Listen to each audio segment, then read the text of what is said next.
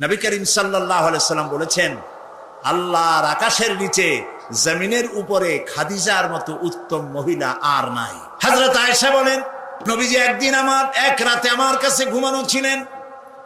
আমি ঘুম থেকে জেগে দেখি নবীজি নাই।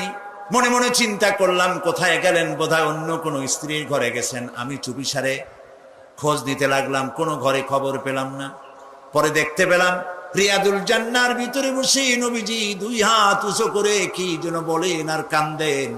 আমি পিছনে গিয়ে হাত তুললাম, শুনতে পেলাম নবীজি মুনাজাত করতে করতে এক পর্যায়ে গিয়ে বলছেন, রব্বুল আলামিন, কিয়ামতের ময়দানে যেদিন বাপ তার সন্তান হারায় ফেলবে, মা তার সন্তান হারিয়ে ফেলবে, সন্তান মায়ের চিনবে না, ওই দিন ওই কঠিন হাসরের ময়দানে আমি যেন আমার খাদিজারে হারায় না যাই। মোনাজাত শেষে হযরত আয়েশা বলছেন, ইয়া রাসূলুল্লাহ, এই একটা বুড়ির বিয়ে করছিলেন, 25 বছর বয়সে 40 বছরের বুড়ি। এই বুড়ির কথা এখনো আপনার মনে জাগে? এর থেকে ভালো কুমারী মেয়ে তো আপনি বিবাহ করেছেন। নবীজির মুখখানা মলিন হয়ে গেল। আল্লাহর নবী বলেন, আয়েশা, খাদিজা সম্পর্কে এমন কথা জীবনে কোনোদিন তুমি আমার সামনে আর এরকম বলো না। কারণ হলো তোমরা সবাই আমার সুদিনের স্ত্রী, আর খাদিজা আমার এমন সময়ের স্ত্রী যখন মক্কা নগরীতে মুহাম্মদের পা রাখার জায়গা ছিল না। সমস্ত সম্পদ উজাড় করে দিয়েছে আমার জন্য, ইসলামের জন্য। না খেয়ে থেকেছে রাতের পর রাত, দিনের পর দিন। আরবের সব থেকে ধনশালিনী নারী সমস্ত সম্পদ উজাড় করে দিয়েছেন আল্লাহর দ্বীনের জন্য। হযরত আয়েশা বলেন, আমাদের ঘরের ভিতরে তেমন গোশত রান্না বান্না খুবই কম হতো। আধপেটা অনাহারে অর্ধাহারে আমাদের দিন চলতো। যেদিন কোনো ভাগ্যক্রমে কোনো গোশত আসতো অথবা কোনো ছাগল দুম্বা জবাও হতো, নবীজি গোশতগুলি ভাগ করে স্ত্রীদের ঘরে ঘরে দিয়া নিজে একটা পটলার ভিতরে কয়েক টুকরা গোশত নিয়ে মদিনার রাস্তায় ঘুরে বেড়াতেন। খাদিজার কোনো বান্ধবী পাওয়া যায় নাকি? খাদিজার কোনো আত্মীয়া, কোন বান্ধবী পাওয়া যায় নাকি? প্রিয় ভাই সাহেব, নবী করিম সাল্লাল্লাহু আলাইহি ওয়াসাল্লাম স্ত্রীদেরকে ভালোবাসতেন। হাদিস থেকে শোনাচ্ছি, হযরত আয়েশা কুমারী মেয়ে, তাকে বিয়ে করেছেন নবী করিম সাল্লাল্লাহু আলাইহি ওয়াসাল্লাম। গভীর রাত, চাঁদনি রাত, আধো আধো জ্যোৎস্না প্লাবিত রাত। নবীজি বলছেন, আয়েশা চলো আমরা একটু পায়চারি করে আসি। মরুভূমির ভিতরে গিয়ে বললেন, ওই যে একটা জিনিস দেখা যায়, চলো তো দৌড় মারি, কে আগে যায় দেখা যায়। বিশ্বনবী স্ত্রীর মনোরঞ্জনের জন্য দৌড় প্রতিযোগিতা করতেছেন। তাও সুবহানাল্লাহ কইতে ইচ্ছে করে না। দৌড়াইয়া হযরত আয়েশা রাদিয়াল্লাহু তাআলা আনহা তিনি আগে চলে গেলেন, রাসূলুল্লাহ পিছনে পড়ে গেলেন। হযরত আয়েশা খুব আনন্দ করলেন, দেখলেন আপনি কিন্তু দৌড়ে আমার সাথে পারলেন না। বাস এর কয়েক বছর পর আরেকদিন এইভাবে দৌড়ের প্রতিযোগিতা হলো রাতের বেলায়। আজকে হযরত আয়েশা বলছেন, ওই দিনের তুলনায় আমার শরীরটা স্থূল হয়ে গেছে, আমি একটু মুটিয়ে গেছি। দৌড়াইয়া আমি পিছনে পড়ে গেলাম, রাসূল আগে উঠে গেলেন। আমি হাঁপাতে হাঁপাতে যখন নবীজির কাছে গিয়ে দাঁড়িয়েছি, রাসূলুল্লাহ তাবাসসুম মুস্কি হেসে আমার দিকে তাকিয়ে বলছেন, আয়েশা, ওই সেই দিনের প্রতিশোধ আজ নিলাম। সুবহানাল্লাহ, সুবহানাল্লাহ। কিসের ইউরোপ, কিসের আমেরিকা, ইসলামী সভ্যতার জুতার কাছেও দাঁড়াতে পারবে না তারা। ওরা আজকে কি বলে, বিশ্ব কি দিবস, নারী দিবস পালন করে। বিশ্ব নারী দিবস, বিশ্ব মাতৃ দিবস, বিশ্ব ভালোবাসা দিবস। বিশ্ব ভালোবাসা দিবস ওদের দরকার, যাদের সারা বছরে কোনো ভালোবাসা নাই, তাদের জন্য একটা দিন ভালোবাসার বনিতা করা লাগে। আমার লাগে না, কারণ আমার জন্মই হয়েছে ভালোবাসার মধ্য দিয়ে। আর দ্বীন ওয়ান নাসিহা, ইসলাম মানেই হলো ভালোবাসা। সুবহানাল্লাহ কও। ইসলাম মানেই হচ্ছে ভালোবাসা। আমার জন্য আলাদা কোনো ভালোবাসা দিবসের দরকার নেই। ওই সেই 97-তে ওই হুজুররা যখন ক্ষমতায় ছিলেন, সেই সময় বিশ্ব ভালোবাসা দিবস পালন করতেছে। কি ভালোবাসা দিবস? কলেজ বিশ্ববিদ্যালয়ের ছাত্র ছাত্রীরা সরোয়ার্দী উদ্যানের গাছের গোড়ায় বসে গেছে, সব জোড়ায় জোড়ায় বাকবাকুম পায়রা। বিশ্ব ভালোবাসা।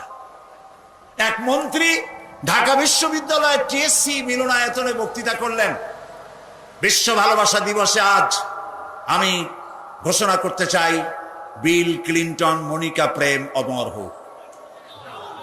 মন্ত্রী বললেন, আমি পার্লামেন্টে ধরলাম তাকে, বললাম, মাননীয় স্পিকার, বিল ক্লিন্টন তার মেয়ের বয়সী মনিকার সাথে যে কাজটা করেছে, সে কাজের জন্য বিল ক্লিন্টন নিজেই অনুতপ্ত। টিভি এবং রেডিওর মাধ্যমে গোটা জাতির কাছে ক্ষমা চেয়েছে। আর হিলারির পাও রাতের বেলায় কতবার ধরেছে হিলারি আর তিনিই জানেন। যে অপরাধের জন্য তিনি নিজে অনুতপ্ত, সেই অপরাধের বিষয়টা নিয়ে একটা মন্ত্রী কতটা চারিত্রিক দিক থেকে হীনমন্য হলে ছাত্রছাত্রীর সামনে বলতে পারে বিল ক্লিন্টন মনিকা প্রেম অমর হোক। বললাম, মাননীয় স্পিকার, একদিকে নাচুনে বুড়ি, আরো যদি পায় ঢোলের বাড়ি, তাহলে অবস্থাটা কোথায় গিয়ে দাঁড়ায়? আমার দেশে, মুসলমানদের দেশে বিশ্ব ভালোবাসা দিবসের কোনো প্রয়োজন নাই। বিশ্ব নারী দিবস পালন করা, বিশ্ব কন্যা দিবস পালন করা ওদের দরকার, যার দেশের নারীর কোনো মর্যাদা নাই, যেখানে কন্যার কোনো মর্যাদা নাই, যেখানে মাতৃত্বের পিতৃত্বের মর্যাদা নাই, সেখানে প্রয়োজন। আমার দেশে প্রয়োজন নাই। দিবস পালন করতে করতে এখন কিসব দিবস পালন করতেছে। কালকের পত্রিকায় দেখলাম বিশ্ব পায়খানা দিবস। আমি জানি না আপনারা বিশ্বাস করবেন কিনা, আমার নিজের চোখ দিয়ে দেখছি। পত্রিকাটার নাম আমি নিলাম না, এটা জঘন্য পত্রিকা, এখন বুঝে নিতে পারেন। বিশ্ব পায়খানা দিবস, নওজুবিল্লাহ, মানে তালাশ করে পায় না, করবে কি? এরপরে দেখলাম ঢাকায় দেওয়ালে লেখা বিশ্ব চিন্তা দিবস। তো বিশ্ব চিন্তা দিবসের এটার থিমটা কি, করবেটা কি? তো যারা আয়োজক তারা বলল যে আমরা ওই বিশ্ব চিন্তা দিবসে রাস্তার মোড়ে মোড়ে বসে চিন্তা করব যে আদৌ কোনো ব্যাপারে আমরা চিন্তা করতেছি কিনা। নওজুবিল্লাহ, পাগল কি গাছে ধরে?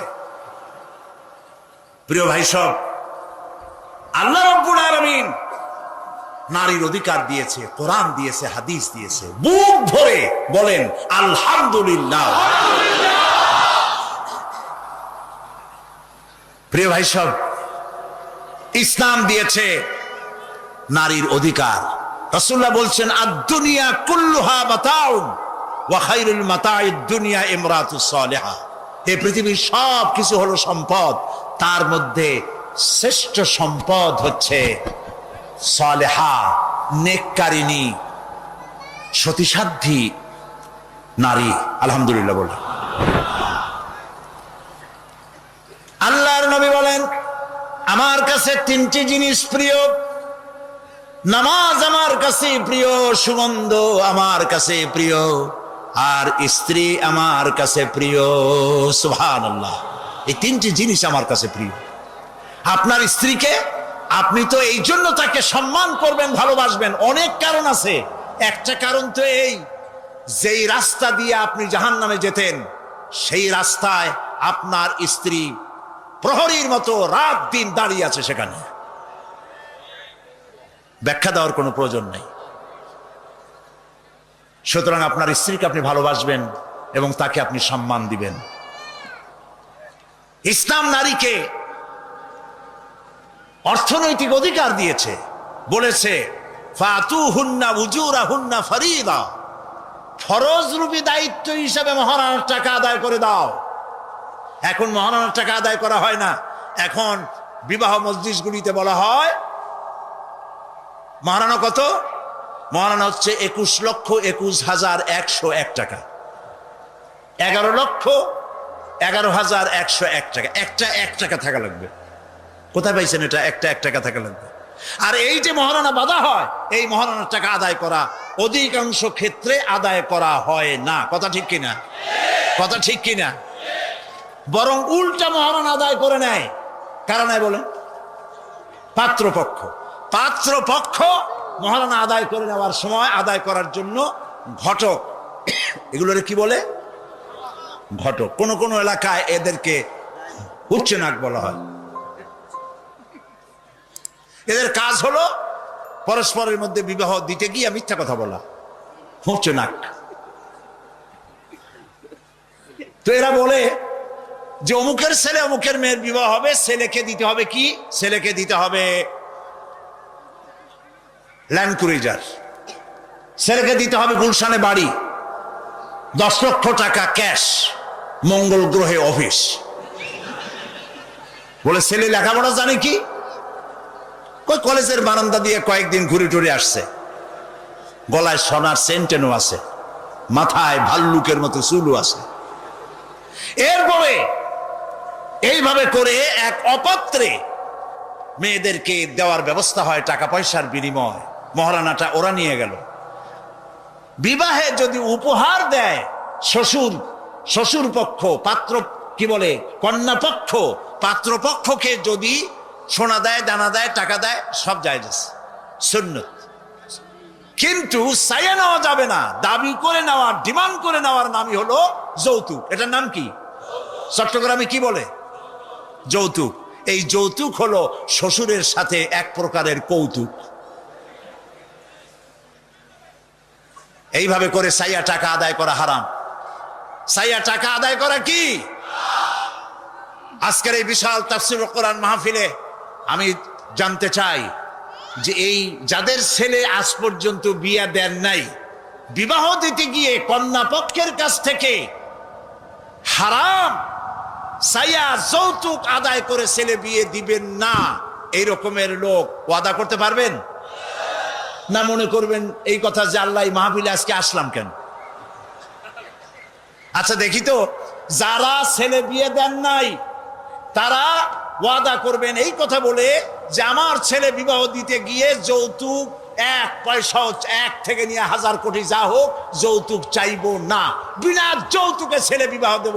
কারা কারা দেবেন? ছেলেওয়ালারা হাত তোলেন তো। ও মাশাআল্লাহ, বাচ্চা পোলাপান হাত উঠেছি কি কামে? তোমরা তো বাপ হও নাই এখন। হাত নামান। জি, ভবিষ্যতে হাত নামান, হাত নামান। আলহামদুলিল্লাহ বলেন। যৌতুক এক সামাজিক ব্যাধি, এই ব্যাধি বন্ধ করতে হবে এবং চট্টগ্রাম থেকেই এটার আন্দোলন শুরু হবে ইনশাআল্লাহ। বলেন ইনশাআল্লাহ। প্রিয় ভাই, সব যারা বিবাহ করে নাই সেসব যুবকদের বিবাহ করা লাগবে কিনা? লাগবে কিনা? হ্যাঁ, ফুর্তি হয়ে একটু জোরেই বলতেছে লাগবে। এই বিবাহ করতে গেলে শ্বশুর যদি ঘড়ি দেয় বলবা আলহামদুলিল্লাহ, যদি শেরওয়ানি দেয় আলহামদুলিল্লাহ, যদি কিছু না দেয় নাউজুবিল্লাহ, নাকি? তাও আলহামদুলিল্লাহ। বরং তুমি কেন ফকিরের ছেলে পেলে না তো? তোমরা যুবকদের বলতেছি, ফকিরের বলাবান না তো। তো বউ ওই কি বলে, যারে বিবাহ করবা সেই শ্বশুর বাড়ির টেলিভিশন না হইলে দেখা যাবে না তুমি কি খয়রাতির পোলা। যদি এখন তো দেখতেই হয়, তো বউয়ের বাপের কাছ থেকে টেলিভিশন না নিয়া মসজিদ গুলার সামনে শুক্রবার দিন থাল পাতে বসে যাইও। তাও কন্যা পক্ষের কাছ থেকে চাইয়া নিবা না। কিছু দিলে আলহামদুলিল্লাহ, না দিলেও বিনা যৌতুকে নিজের পায়ে দাঁড়াইয়া চাকরি করে বিয়ে করবা। চাকরি কামাই রোজগার না করিয়া নিজে বাপের হোটেলে খাও, আরো একজন আনিয়া মেহমান বানাইও না। কাজ করবে, চাকরি করবে, ব্যবসা করবে, তারপরে নিজের টাকা দিয়া, বাপের টাকা দিয়া বিয়ে করিয়া বউরে রানী বানাইয়া ভালোবাসার সিংহাসনে বসাবে, তাকে কোনো কিছু খোটা দিবে না। এটা এই জন্য বলি, বাংলাদেশে একটা কি বলে ওটাকে, যৌতুকের একটা গরু দেওয়া হয় নাই, টেলিভিশন দেওয়া হয় নাই বলে গরুর মতো পিটিয়ে স্ত্রীকে হত্যা করা হয়েছে। হাজারো ঘটনা বাংলাদেশে আছে। বিনা যৌতুকে বিয়ে করবে যে সব বীর তরুণ চট্টলার যুবকের এবার হাত উঁচু করে দেখা। ও মাশাআল্লাহ, এখন তো দেখা যায় কেউ বিয়ে করে নাই।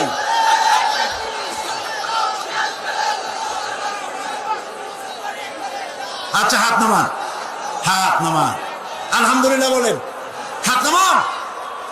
এই যে ভাই, আমি কিন্তু বুঝতে পারি দাঁড়াইছেন কেন, কোমর ব্যথা করতেছি বলে। বসেন, কোমর ব্যথা আল্লাহ ভালো বানাই দেবেন, জোরে কোন আমিন।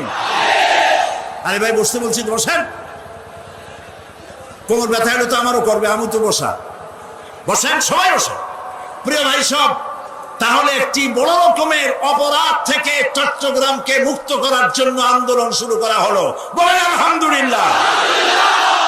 প্রিয় ভাই সব, আল্লাহ তাআলা এই নারী যখন বিবাহ হলো, আল্লাহ তাআলা তাকে অধিকার দিলেন, শিক্ষার অধিকার, লেখাপড়ার অধিকার, পড়ার অধিকার, সব অধিকার দিলেন।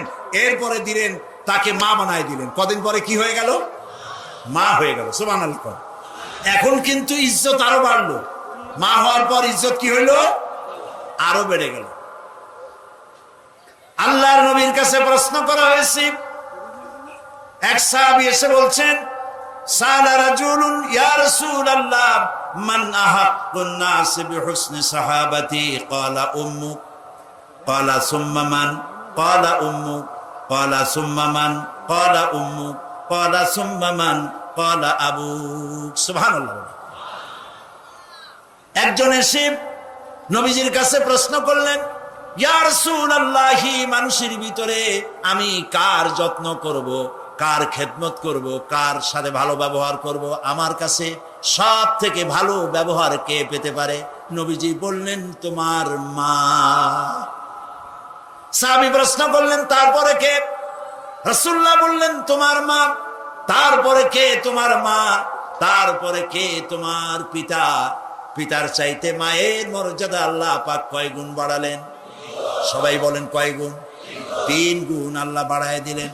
আল্লাহ রাব্বুল আলামিন কোরআনের কারীমের ভিতরে বলেছেন, ওয়াকাদা রাব্বুকা আল্লা তা'বুদু ইল্লা ইয়্যাহু ওয়া বিল ওয়ালিদাইনি ইহসানা। তোমার রবের পক্ষ থেকে চূড়ান্ত ফয়সালা হয়েছে যে আল্লাহর ইবাদত করার পর মা বাপের ইহসান করবে। সুবহানাল্লাহ। আর আমার দেশের লোকেরা কি বলে, কি করে? লক্ষ্য করতেছেন আপনারা? আল্লাহ বলেন কি আর বান্দারা করে কি? আল্লাহ বলছেন মা বাবার খেদমত করো, আমার ইবাদতের পরে আল্লাহর পরেই স্থান কার? চিল্লায় বলেন। আমাদের লোকেরা বোঝে না, না বুঝা চলে যায় ভালো কোনো খাবার, ভালো কোনো ফল কোন হযরত, কোন পীর সাহেবের দরবারে নিয়ে হাজির করলে, হ্যাঁ দেন, পীর সাহেবকে হাদিয়া দিবেন, দেন, কিন্তু আগে দিবেন মায়েরে। আপনার কাছে, সন্তানের কাছে সব থেকে বড় পীর হচ্ছে মা। বলেন, সব থেকে বড় পীর কে? মা আর বাবা। মা আর এই দুজন হচ্ছে আপনার কাছে সব থেকে বড় পীর। পীর সাহেবের দোয়া কবুল হবে কি হবে না, আলেম সাহেবের দোয়া কবুল হবে কি হবে না, সন্দেহ আছে। 50-50, দোয়া কবুল হইলেও হইতে পারে, না হইলেও না হইতে পারে। কিন্তু মা বাপ যদি দোয়া করে, আল্লাহর দরবারে দোয়া মঞ্জুর হয়ে যায়, 100% দোয়া কবুল হয়ে যায়। সুবহানাল্লাহ বলেন। প্রিয় ভাই সব, আল্লাহ রাব্বুল আলামিনের নবী বলেন, মা বাবা যখন দোয়া করে সন্তানের জন্য, যখন দোয়া করে, বন্দুক দিয়া গুলি করলে সেই গুলিটার লক্ষ্য বস্তুর কাছে যেতে যত না দেরি হয়, মা বাপের দোয়া বা বদদোয়া আল্লাহর দরবারে থেকে দ্রুত গতিতে চলে যায়। মাকে খাওয়াও। বুড়া মা আছে না? বলেন আছে না? মা যখন বুড়া হয়ে যায়, বউয়ের কথা মতো সন্তান মায়ের সাথে খারাপ ব্যবহার করে, মুখ মলিন করে থাকে, কথা বলে না, আর মনে মনে বলে, প্রকাশ্য বলে, অনেকের সামনে বলে, বুড়ি মরে না কেন? নাউজুবিল্লাহ। বলেন নাউজুবিল্লাহ। তুমি কারে মরতে বলো? কারে মরতে বলো?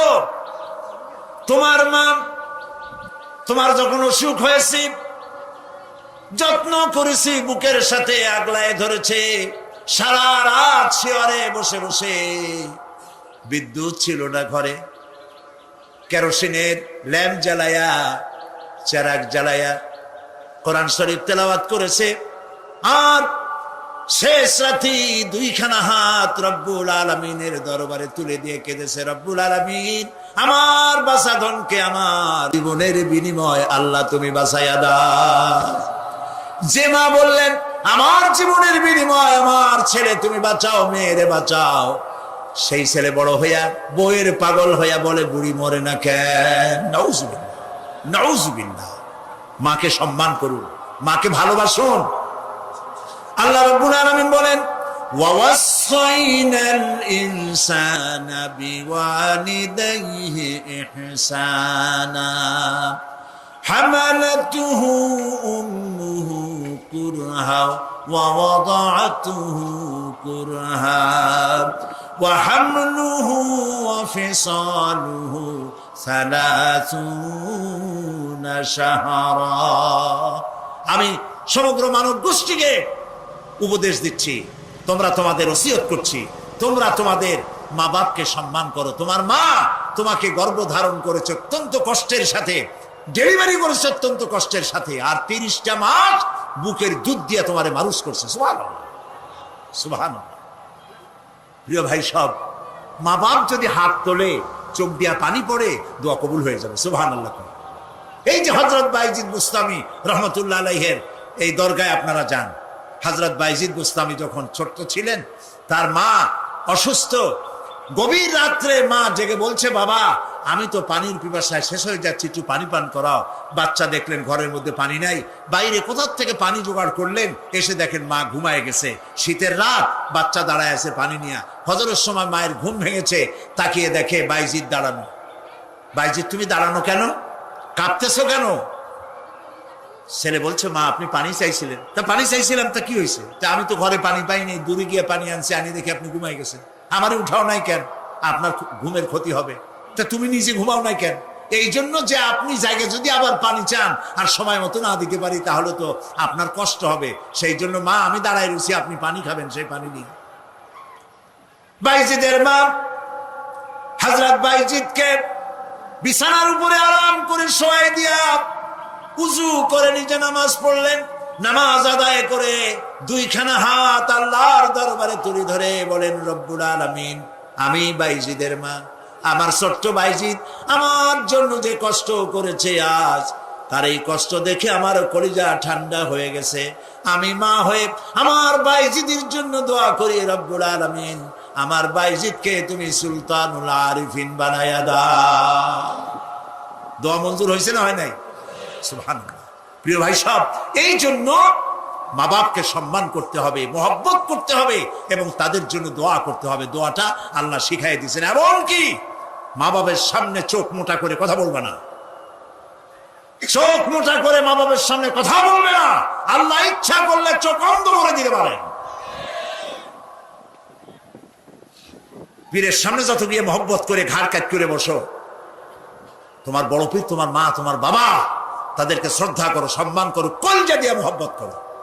মা বাপকে একটা কথা বিশ্বাস করুন, মনে রাখেন, মা বাপকে যে যত বেশি সম্মান করবে, মহব্বত করবে, মর্যাদা দেবে, তার জীবনে সম্মানের আর রুজির কোনো অভাব হবে না, হবে না, হবে না। আল্লাহ তাআলা বাড়ায় দেবেন। সুবহানাল্লাহ। আল্লাহ দোয়া শিখাই দিচ্ছেন, বান্দারে মা বাবার সামনে শক্ত করে কথা কইস না, ওয়াকুল লাহুমা কাওলান কারীমা, মা বাবার সাথে সম্মান সূচক কথা বলো আর আমার কাছে দোয়া করো। কি বলে? আল্লাহ রাব্বুল আলামিন দোয়া শিখাই দিচ্ছেন, রব্বিরহামহুমা কামা রাব্বায়ানি সাগীরা।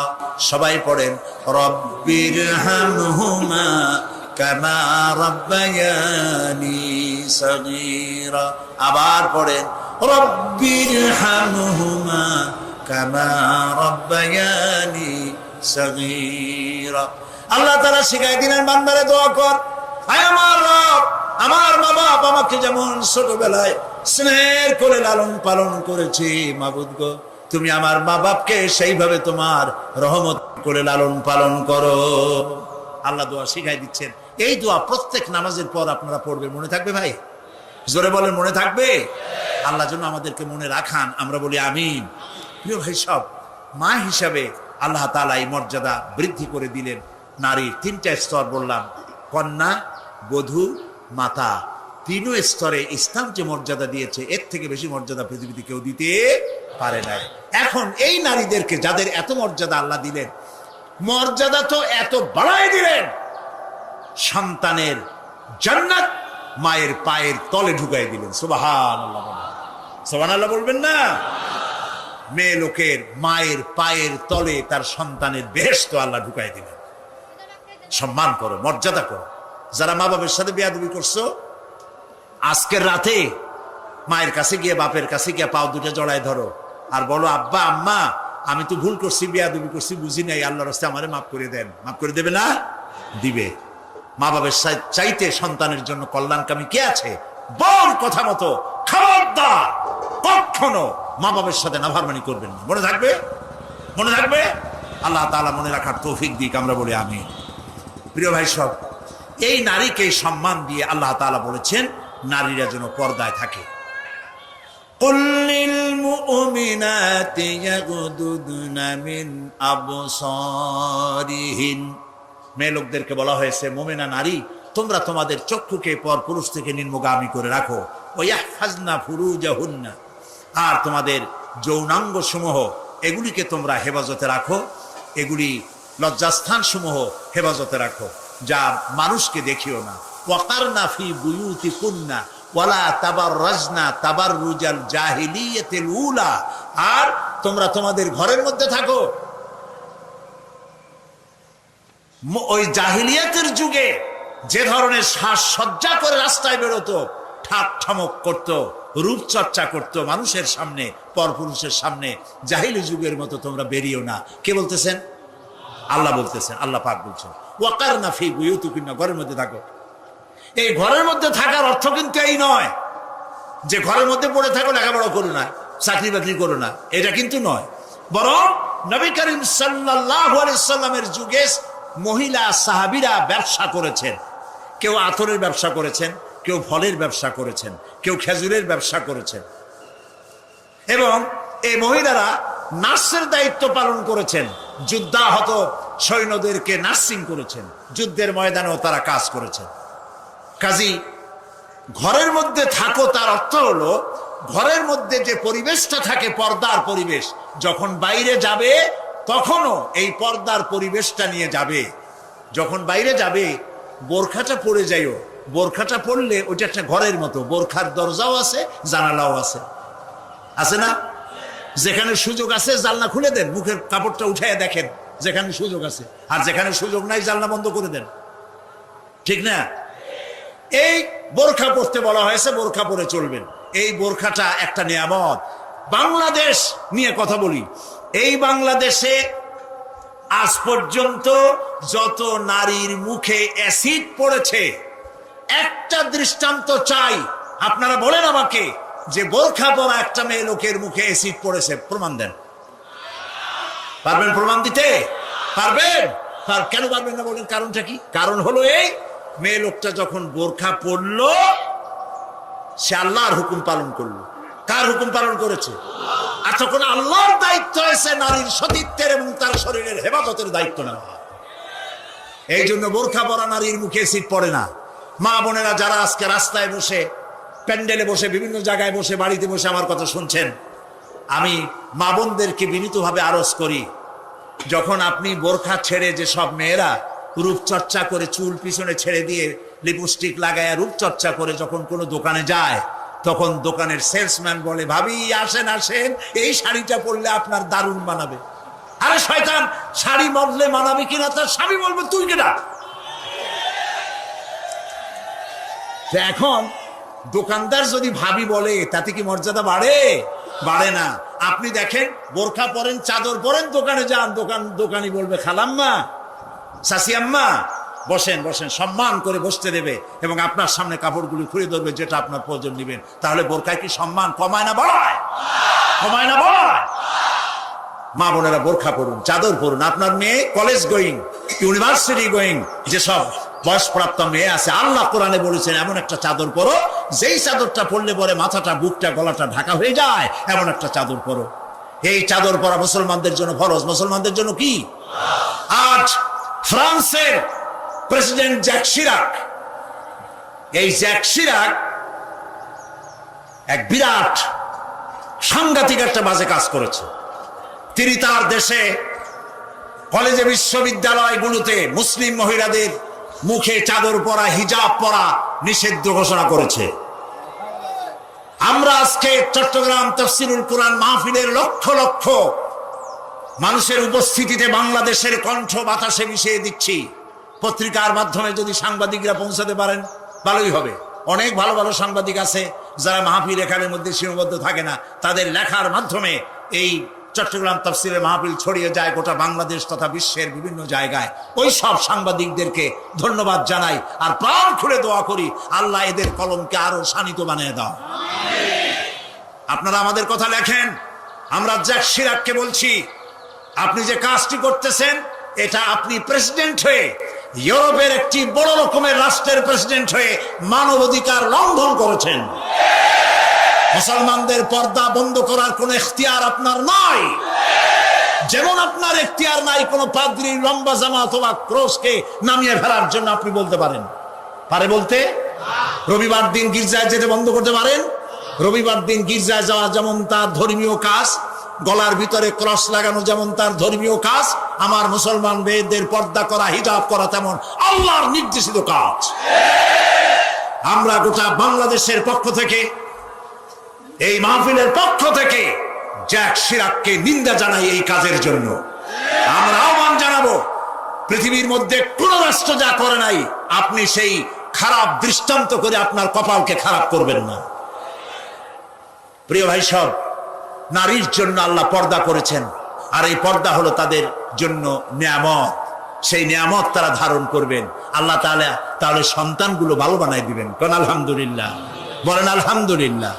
আচ্ছা বলেন, মৃগনাভি কস্তুরী ছাগলের পেটে হয় না হরিণের পেটে হয়? হরিণের পেটে হয়। হরিণ থাকে কোথায়? গাছের মধ্যে পর্দার আড়ালে। ছাগল থাকে কোথায়? মাঠে ঘাটে, পথে ঘাটে, যেখানে সেখানে। কাজে ছাগলের মৃগনাভি তো ভালো, দড়ি ধরলেও গোসল ওয়াজিব হয়ে যায়, দুর্গন্ধের খেলা। আর জঙ্গলের ভিতরে হরিণ থাকে, মৃগনাভি কস্তুরী আল্লাহ দান করেন, যার সুগন্ধ এখানে নাড়া দিলে সারা মাহফিল বিমোহিত হয়ে যাবে। আল্লাহ নিয়ামত পর্দায় থাকে। নারীদেরকে আল্লাহ পর্দায় থাকতে বলেছেন। এই পর্দায় থাকলে পরে কস্তুরী সম সন্তান আল্লাহ দান করবেন। আর যদি পর্দায় না থাকেন, যে সন্তান হবে হবে মিস্টার বল্টু বাবু, মন্টু মিয়া। ভয়ের চোটে মানুষ অস্থির, তার চোখ গর্তের ভিতরে কি খাইছে, চোখ গেছে গর্তের মধ্যে। 2 কেজি চাউল ভাজায় 2 চোখে, চুল মাথা দিয়ে ঝুলানো। প্যান্ট পরছে, সে প্যান্ট পরা অবস্থায় সেলাই করছে না কেমনে করছে আল্লাহ জানে। জুতার মধ্যে এত বড় বড় লোহা বটন লাগানো, গলায় এত বড় মোটা সেট, জাহান্নামের আগেই সালাসিলা ওয়া আগলালা ওয়া সাইরা, জাহান্নামের শিকল আগেই পড়ছে গলায়। রাস্তায় মানুষে দেখে আর বাপ বাপ করে পলাইতে থাকে, বলতে থাকে আল্লাহ এই শয়তানের গজব দাও, এই শয়তানের যে মায় পেটে রাখছে তার কলেরা দাও, ওর বাপের বসন্ত দাও।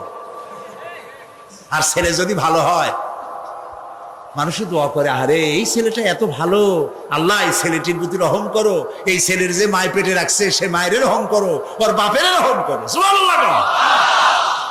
নেক সন্তান পাওয়ার জন্য পর্দায় থাকা আপনার জন্য জরুরি। মা বোনেরা পর্দায় থাকুন এবং নিজের সৌন্দর্য পরপুরুষকে দেখাবেন না। আপনার সৌন্দর্য আপনার পিতার জন্য নয়, ভাইয়ের জন্য নয়, ছেলের জন্য নয়, কারোর জন্য নয়, শুধুমাত্র একমাত্র কেবলমাত্র স্বামীর জন্য। এই সুন্দরী প্রতিযোগিতার কথা সেদিন বলেছি। বাংলাদেশে বিভিন্ন সাবান কোম্পানির পক্ষ থেকে সুন্দরী প্রতিযোগিতা, ফটোজেনিক কি ফটো সুন্দরী, মিস ফটো সুন্দরী জেনিক না কি একটা কপালের সারা, জি এগুলি করতেছে, এগুলি তারা করতেছে, বিভিন্ন জেলা শহরে করতেছে। প্রিয় ভাই সব, আমি সেদিন বলেছি, আজকে লক্ষ লক্ষ লোক, সকলকে বলি, মিস বাংলাদেশ অথবা ফটোজেনিক সুন্দরী প্রতিযোগিতা যেখানে হবে সেখানেই বাধা দিবেন। ফটোজেনিক সুন্দরী প্রতিযোগিতা বাংলাদেশের মাটিতে হতে দেওয়া হবে না।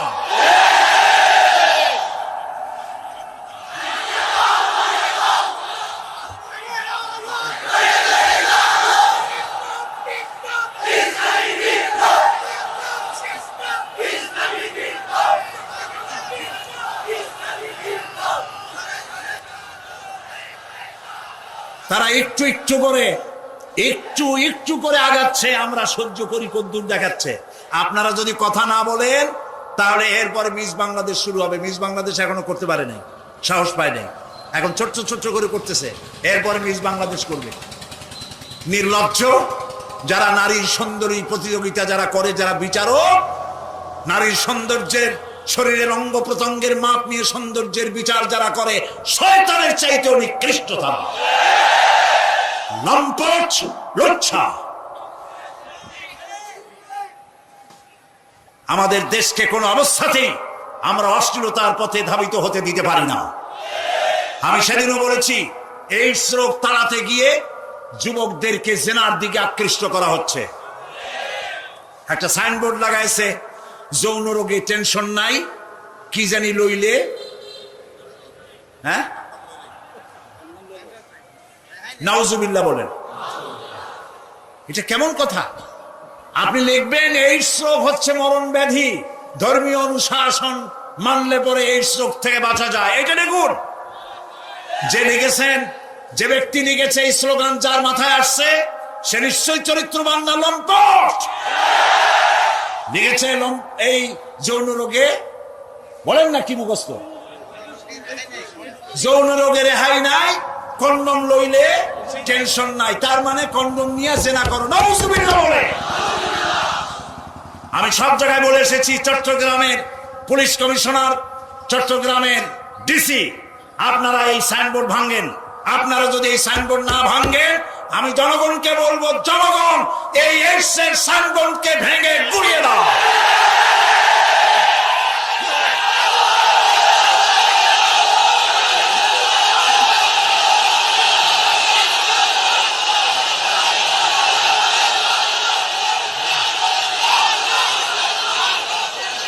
প্রিয় ভাই সব, আমরা কখনো আইন হাতে নিতে চাই না, কিন্তু আমার জাতি চরিত্র ধ্বংস হলে আমরা বসে থাকবো না। আমরা কথা বলবো, আমরা আমাদের বিবেককে কারো কাছে বিক্রি করি নাই।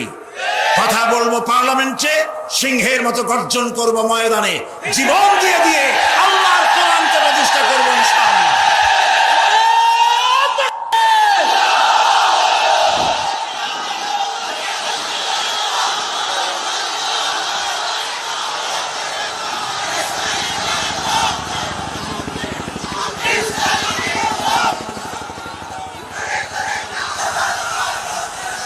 প্রিয় ভাই সব, আমরা কখনো আইন হাতে নিতে চাই না, কিন্তু আমার জাতি চরিত্র ধ্বংস হলে আমরা বসে থাকবো না। আমরা কথা বলবো, আমরা আমাদের বিবেককে কারো কাছে বিক্রি করি নাই। কথা বলবো পার্লামেন্টে, সিংহের মতো গর্জন করব ময়দানে, জীবন দিয়ে দিয়ে আল্লাহর কোরআনকে প্রতিষ্ঠা করবো ইনশাআল্লাহ।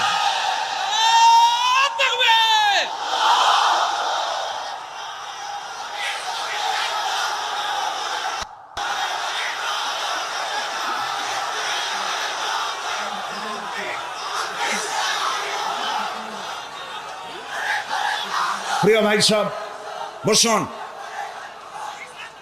সুতরাং নারীকে পর্দায় থাকতে হবে এবং এই পর্দার আচরণ করতে হবে। মহিলাদের কর্মসংস্থানের বিষয়টাও ইসলাম পরিষ্কার বলে দিয়েছে। মেয়েরা কাজ করতে পারবে, কোনো অসুবিধা নেই, চাকরি করবে, লেখাপড়া করবে। নবী করিম সাল্লাল্লাহু আলাইহি ওয়াসাল্লামের স্ত্রী আমাদের মা হযরত আয়েশা রাদিয়াল্লাহু তাআলা আনহা হাজার হাজার সাহাবীদের উস্তাদ ছিলেন, হাদিস শিখিয়েছেন, ফিকহ শিখিয়েছেন, সুবহানাল্লাহ বলে, কোরআন শিখিয়েছেন, যুদ্ধের ময়দানে প্রধান সেনাপতিত্বের দায়িত্ব পালন করেছেন পর্দার ভেতরে থেকেই। সুতরাং আমাদের মাতৃজাতি, আমাদের নারী সমাজ লেখাপড়া করতে পারবেন, চাকরি করতে পারবেন, সব পারবেন, তবে একটি কাজ হলে তাদের চাকরিগুলি নিরাপদ হয়। সে কাজ হচ্ছে দেশের সবগুলি, আমি প্রস্তাব করেছিলাম, প্রস্তাবটা এখনো গৃহীত হয়নি, আমি বলেছি মহিলাদের জন্য আলাদা মেডিকেল কলেজ করার জন্য। কারণ মহিলা মেডিকেল কলেজ হলে পরে আমাদের দেশে যত পুরুষ ডাক্তার আছে সেই পরিমাণ মহিলা ডাক্তার নাই। মহিলাদের এমন অনেক রোগ হয় যা স্বামীর কাছে বলতেও তারা লজ্জা করে। ডাক্তার তো ভালো, এই জন্য মহিলা ডাক্তার বেশি প্রয়োজন। আর এজন্য বহু মেধা শক্তি সম্পন্ন মেয়েরা কোএডুকেশন বলে মেডিকেল কলেজগুলিতে ভর্তি হতে চায় না। মহিলা মেডিকেল কলেজ হলে তারা স্বাচ্ছন্দ্য ফিল করে। আমি প্রস্তাব দিয়ে রেখেছি, আপনারা দোয়া করুন যেন সেটা হয়। এখন সমস্ত গার্মেন্টস ফ্যাক্টরি, সমস্ত প্রাইমারি স্কুল এবং হসপিটালের মহিলা হসপিটাল, মহিলা ক্লিনিক ইত্যাদি এগুলি যদি মহিলাদের দায়িত্বে দিয়ে দেওয়া হয় তাহলে মহিলারা নিরাপদে চাকরি করতে পারেন। বিশেষ করে সমস্ত প্রাইমারি স্কুলগুলি পুরুষ মাস্টারদেরকে অন্যত্র কাজ দিয়া সমস্ত প্রাইমারি স্কুলগুলি যদি মহিলাদের হাতে ছেড়ে দেওয়া হয়, মহিলা শিক্ষয়িত্রীদের কাছে, তাহলে ছেলেরাও মায়ের মতো আদর পায়া শিখবে আর মায়েরাও নিরাপদে সতীত্ব সম্ভ্রম বজায় রেখে তারা চাকরি করতে পারবে। এরকম একটি চিন্তা চলছে, আপনারা দোয়া করেন যেন আল্লাহ তাআলা এই ব্যবস্থা করে দেন। প্রিয় ভাই সব, আর একটি কথা, এখানে একটি মসজিদ আছে কোথাও, কাদিয়ানীদের একটা মসজিদ। কোন জায়গায় নাম বলেন? আহমদিয়া চকবাজার। এইখানে একটা মসজিদ আছে কাদিয়ানীদের, বাইতুল বাসেত মসজিদটার নাম। মুসলমানেরা জানে না বলে সেখানে নামাজ পড়তে যায়। মনে রাখবেন, কাদিয়ানীরা যে মসজিদ বানায় ওইটা মসজিদ না, এটা উপাসনালয়। কাদিয়ানীদের মসজিদে মুসলমানদের নামাজ হবে না, হবে না, হবে না। কারণ গোলাম মোহাম্মদ কাদিয়ানী কাফের, আর তাকে যারা নবী মানে তারাও কাফের। তাদের সাথে মুসলমানদের না না না, থামেন, এই যে বসেন। আমি কিন্তু এই গরম স্লোগান পছন্দ করি না। কি জ্বালায় পোড়াই দেবেন আপনি? জ্বালানো পোড়ানোর মধ্যে আমরা নাই। আমরা আছি, হক কথা বলি। তাদের অধিকার আছে দেশে থাকার, যেমন হিন্দু, খ্রিস্টান, বৌদ্ধ সকল জাতি যেমন এখানে সাম্প্রদায়িক সম্প্রীতি নিয়ে আছে, কাদিয়ানীরাও সেভাবে থাকবে। তবে তারা থাকবে অমুসলিম হিসাবে, মুসলমান হিসাবে অবশ্যই নয়। তাদের উপাসনার গায়ে কেউ হাত দেবে না, মনে থাকবে এই কথা। আমাদেরকে কোরআনে নিষেধ করা হয়েছে কারো মন্দির ভাঙবে না, কারো গুরুদুয়ারা, কারো গির্জা, কারো চার্চ, কারো প্যাগোডায় হাত দিবে না, ভাঙবে না, এবং কারো দেবতাকে গালি দিবে না, আমার আল্লাহ বলেছেন। মনে থাকবে এই কথা। সুতরাং তাদের উপাসনালয় হাত দেওয়া যাবে না। যেমনি বানাইছে তেমনি থাকুক, তারা নামাজ পড়বে। আমি আমার জনগণকে সতর্ক করছি, ওদের মসজিদ নয়, উপাসনালয়। ওটাকে মসজিদ বলা জায়েজ নাই, এটা উপাসনালয়। কোন মুসলমানের নামাজ এখানে হবে না, মনে থাকবে। মাথা গরম করবেন না কখনো। ইসলাম এই মাথা গরমে পছন্দ করে না। আস্তে আস্তে কোনো জায়গায় নিজেরা বসে বসে বোমা বানাইয়া তারপর আন্দাজে যাই এক জায়গায় হামলা করবেন, ইসলাম এটা মানে না, ইসলাম এটা বলে না। আপনি মাথা ঠান্ডা করবেন এবং আইন শৃঙ্খলা মেনে কাজ করবেন। নিজের ইচ্ছা মতো গোপন হামলা করা, গোপনে অস্ত্র তৈরি করা ইসলামের কোনো অনুমোদন নাই। এই জন্য আজকেও বলি, বাংলাদেশে হরকতুল জিহাদ, জামাতুল মুজাহিদিন সাহায্য করেন, আর কি হিজবুত তাওহীদ, হিজবুত তাহরির, জুমরাতুল মাসাকিন, এই জাতীয় যতগুলি নতুন নতুন সংগঠন হয়েছে, এদেশের মুসলমানদের সাথে কোনো সম্পর্ক নাই। এগুলারে যেখানে পাবেন সেখান থেকে ধরে পুলিশে ধরিয়ে দিবেন।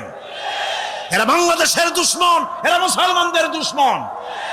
আমার দেশের সাম্প্রদায়িক সম্প্রীতি বিনষ্ট করে এবং বোমাবাজি করে এই দেশকে বদনাম করে আমেরিকাকে তারা দাওয়াত করতে চায়, তারা বুশকে দাওয়াত করতে চায়। কাজী হিজবুত তাহরির, হিজবুত তাওহীদ, হরকতুল জিহাদ, জামাতুল মুজাহিদিন মুসলমানদের সাথে কোনো সম্পর্ক নাই। যেখানে পাও সেখানে ধরো, গরুর দড়ি দিয়া বান্ধিয়া পুলিশে হ্যান্ডওভার করো। মনে থাকবে। আল্লাহ মনে রাখার তৌফিক দিন। প্রিয় ভাই সব, আমাদের এই স্বাধীন সার্বভৌম বাংলাদেশ, আল্লাহ তাআলা যেন দয়া করে এই দেশকে কোরআনের প্রতিষ্ঠার জন্য আল্লাহ যেন হামোয়ার করে দেন, বলেন আমিন।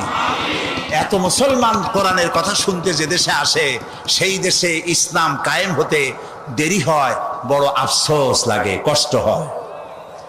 আসুন আমরা সবাই মিলে কোরআনের রাজ কায়েমের আন্দোলনে শরীক হয়ে যাই। আন্দোলন করবেন না, আপনার কোনো দাম নাই। হতে পারেন আপনি বড় মুহাদ্দিস, হতে পারেন আপনি বিশাল চিন্তাবিদ, কিন্তু আন্দোলনের সাথে নাই, আপনার দাম নাই। একটা হাতি, একটা পাগলা হাতি যদি চন্দনপুরা অথবা এদিকে কি পুরো আছে, আরে কোন কেমন কথা, এই যে আশেপাশে কত পুরো আছে, একদিক দিয়ে এসে ঢুকলো, একটা হাতি যদি ঢোকে তাহলে বাড়িঘর ভাঙ্গা মেসমার করে দিতে পারে, পারে না? কিন্তু হাতি যতই পাগলা হোক, যতই বন্য হোক, যতই শক্তিশালী হোক, একটা রেজিমেন্টের সামনে একটা হাতি কিচ্ছু না।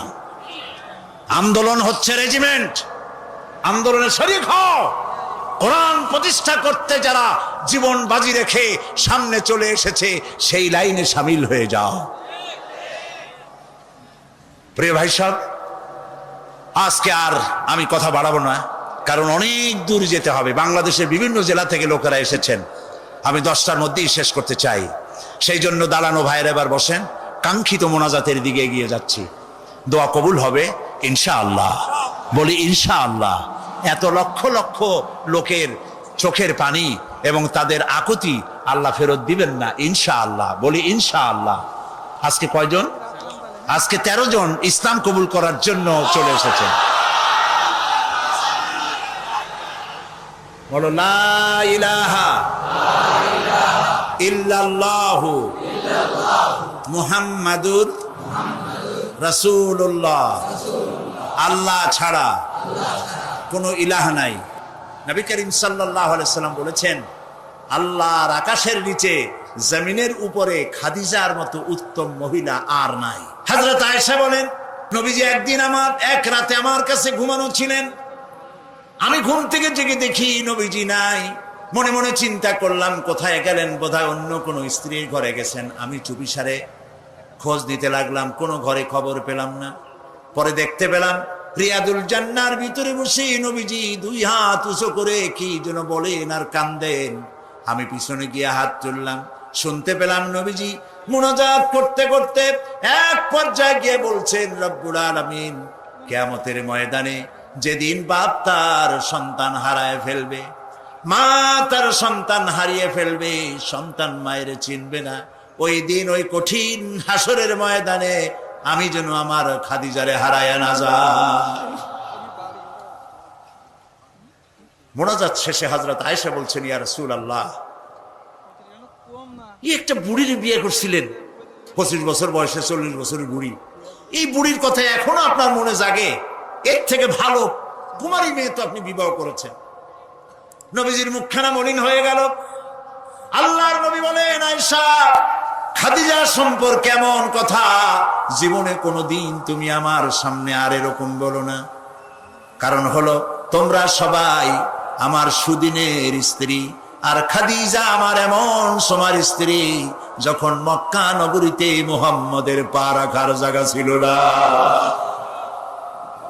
সমস্ত সম্পদ উজাড় করে দিয়েছে আমার জন্য, ইসলামের জন্য। না খেয়ে থেকেছে রাতের পর রাত, দিনের পর দিন। আরবের সব থেকে ধনশালিনী নারী, সমস্ত সম্পদ উজাড় করে দিয়েছেন আল্লাহর দ্বীনের জন্য।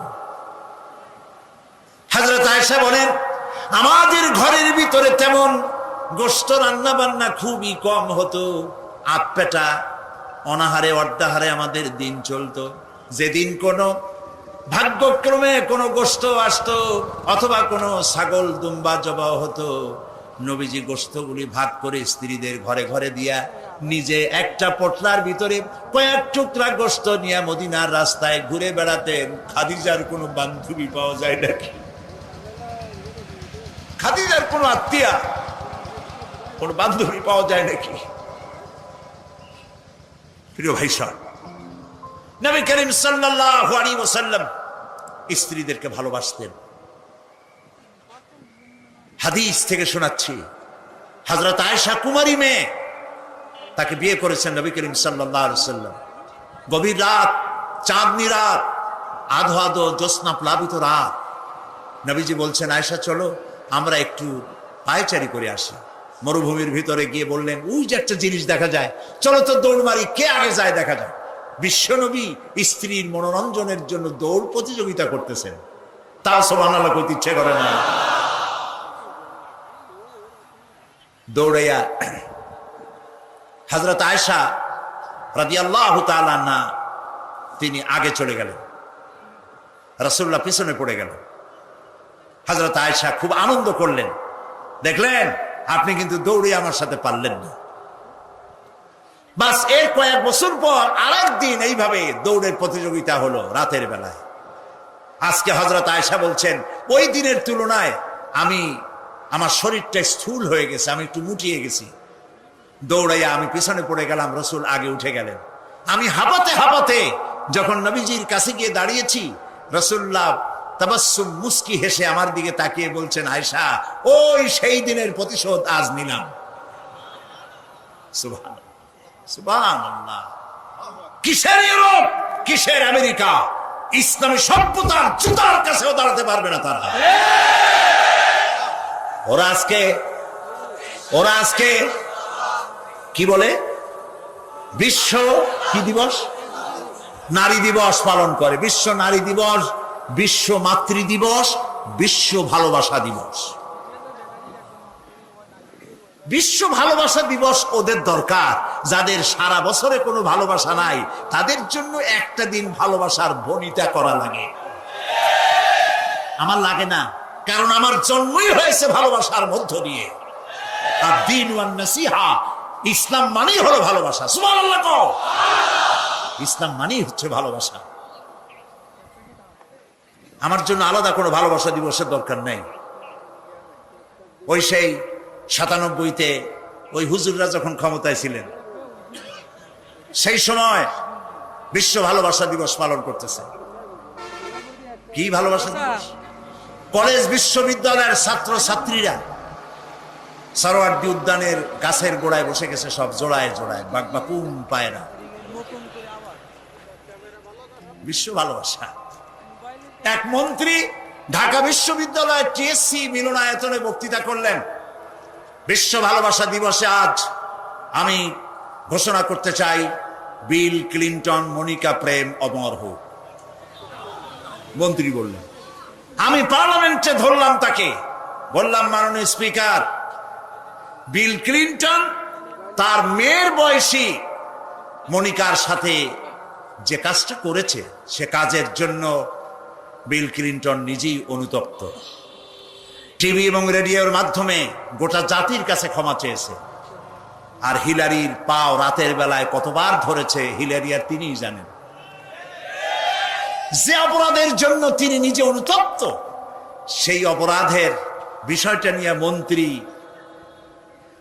একটা মন্ত্রী কতটা চারিত্রিক দিক থেকে হীনমন্য হলে ছাত্রছাত্রীর সামনে বলতে পারে বিল ক্লিনটন মনিকা প্রেম অমর হোক। বললাম মাননীয় স্পিকার, একদিকে নাচুনে বুড়ি, আরো যদি পায় ঢোলের বাড়ি, তাহলে অবস্থাটা কোথায় গিয়ে দাঁড়ায়? আমার দেশে, মুসলমানদের দেশে বিশ্ব ভালোবাসা দিবসের কোনো প্রয়োজন নেই।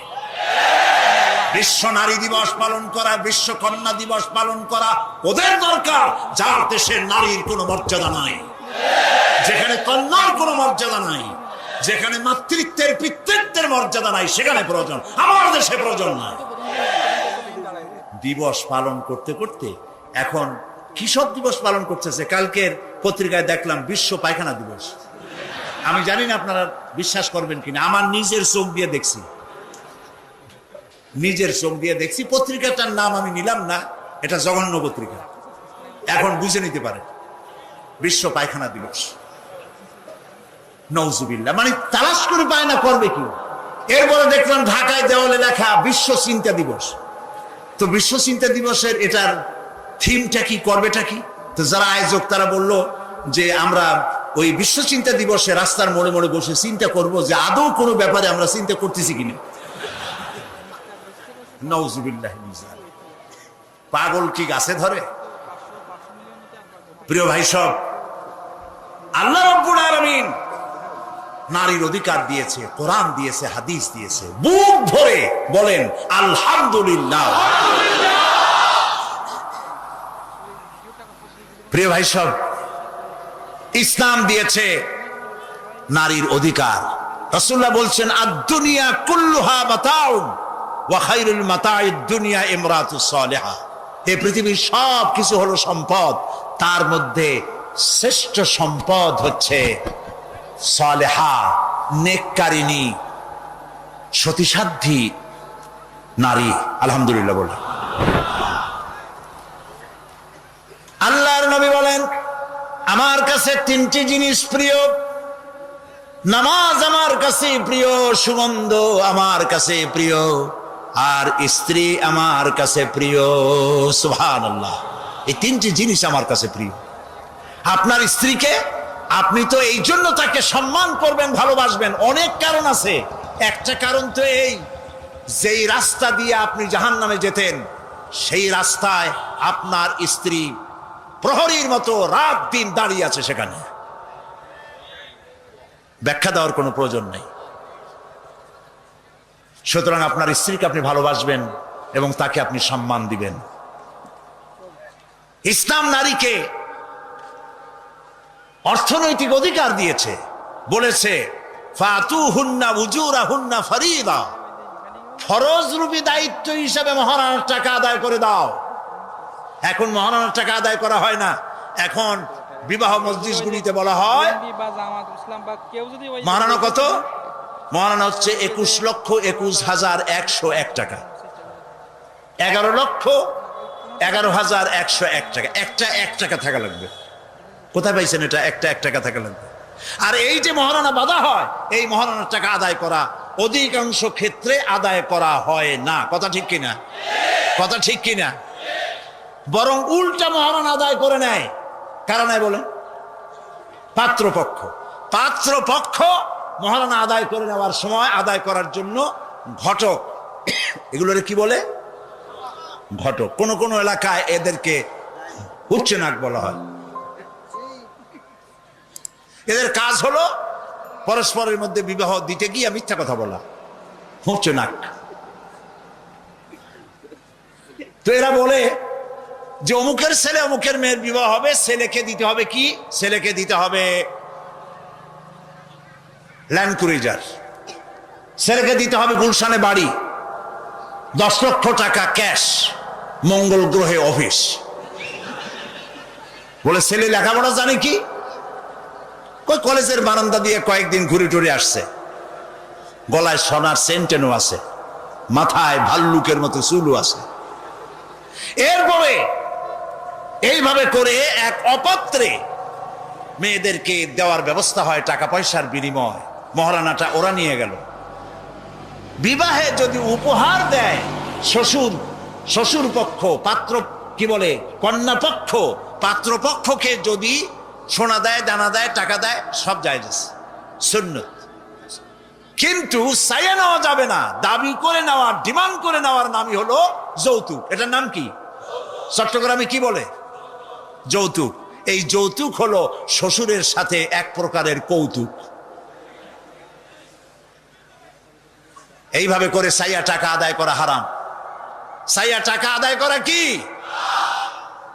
আজকের এই বিশাল তাফসীরুল কোরআন মাহফিলে আমি জানতে চাই যে এই যাদের ছেলে আজ পর্যন্ত বিয়ে দেন নাই, বিবাহ দিতে গিয়ে কন্যা পক্ষের কাছ থেকে হারাম চাইয়া যৌতুক আদায় করে ছেলে বিয়ে দিবেন না, এই রকমের লোক ওয়াদা করতে পারবেন না? মনে করবেন এই কথা যে আল্লাহ মাহফিলে আজকে আসলাম কেন?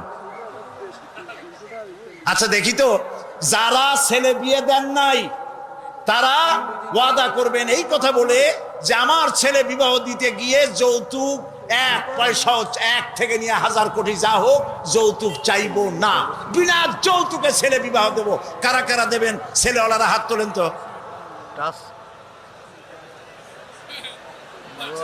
ও মাশাআল্লাহ, বাচ্চা পোলাপান হাত উঠেছি কি কামে? তোমরা তো বাপ হও নাই এখন। হাত নামান। জি, ভবিষ্যতে হাত নামান, হাত নামান। আলহামদুলিল্লাহ বলেন। যৌতুক এক সামাজিক ব্যাধি, এই ব্যাধি বন্ধ করতে হবে এবং চট্টগ্রাম থেকেই এটার আন্দোলন শুরু হবে ইনশাআল্লাহ। বলেন ইনশাআল্লাহ। প্রিয় ভাই, সব যারা বিবাহ করে নাই সেসব যুবকদের বিবাহ করা লাগবে কিনা? লাগবে কিনা? হ্যাঁ, ফুর্তি হয়ে একটু জোরেই বলতেছে লাগবে। এই বিবাহ করতে গেলে শ্বশুর যদি ঘড়ি দেয় বলবা আলহামদুলিল্লাহ, যদি শেরওয়ানি দেয় আলহামদুলিল্লাহ, যদি কিছু না দেয় নাউজুবিল্লাহ, নাকি? তাও আলহামদুলিল্লাহ। বরং তুমি কেন ফকিরের ছেলে পেলে না তো, তোমরা যুবকদের বলতেছি, ফকিরের বলাবার না তো। তো বউ ওই কি বলে, যারে বিবাহ করবা সেই শ্বশুর বাড়ির টেলিভিশন না হইলে দেখা যাবে না, তুমি কি খয়রাতির পোলা? যদি এখন তো দেখতেই হয়, তো বউয়ের বাপের কাছ থেকে টেলিভিশন না নিয়া মসজিদ গুলার সামনে শুক্রবার দিন থাল পাতে বসে যাই। তাও কন্যা পক্ষের কাছ থেকে চাইয়া নিবা না। কিছু দিলে আলহামদুলিল্লাহ, না দিলেও বিনা যৌতুকে নিজের পায়ে দাঁড়াইয়া চাকরি করে বিয়ে করবা। চাকরি কামাই রোজগার না করিয়া নিজে বাপের হোটেলে খাও, আরো একজন আনি মেহমান বানাইও না। কাজ করবে, চাকরি করবে, ব্যবসা করবে, তারপরে নিজের টাকা দিয়া বাপের টাকা দিয়া বিয়ে করিয়া বউরে রানী বানাইয়া ভালোবাসার সিংহাসনে বসাবে, তাকে কোনো কিছু খোটা দিবে না। এটা এই জন্য বলি, বাংলাদেশে একটা কি বলে ওটাকে, যৌতুকের একটা গরু দেওয়া হয় নাই, টেলিভিশন দেওয়া হয় নাই বলে গরুর মতো পিটিয়ে স্ত্রীকে হত্যা করা হয়েছে। হাজারো ঘটনা বাংলাদেশে আছে। বিনা যৌতুকে বিয়ে করবে যে সব বীর তরুণ চট্টলার যুবকের, এবার হাত উঁচু করে দেখা। ও মাশাআল্লাহ, এখন তো দেখা যায় কেউ বিয়ে করে নাই।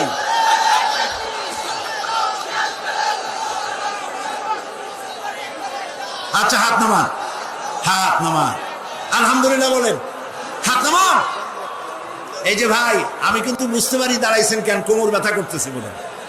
বসেন, কোমর ব্যথা আল্লাহ ভালো বানাই দেবেন, জোরে কোন আমিন। আরে ভাই বসতে বলছি, বসেন। কোমর ব্যথা হলে তো আমারও করবে, আমি তো বসা। বসেন, সবাই বসে।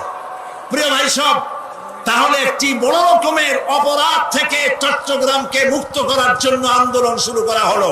বলেন আলহামদুলিল্লাহ। প্রিয় ভাই সব, আল্লাহ তাআলা এই নারী যখন বিবাহ হলো, আল্লাহ তাআলা তাকে অধিকার দিলেন, শিক্ষার অধিকার, লেখাপড়ার অধিকার, পড়ার অধিকার, সব অধিকার দিলেন।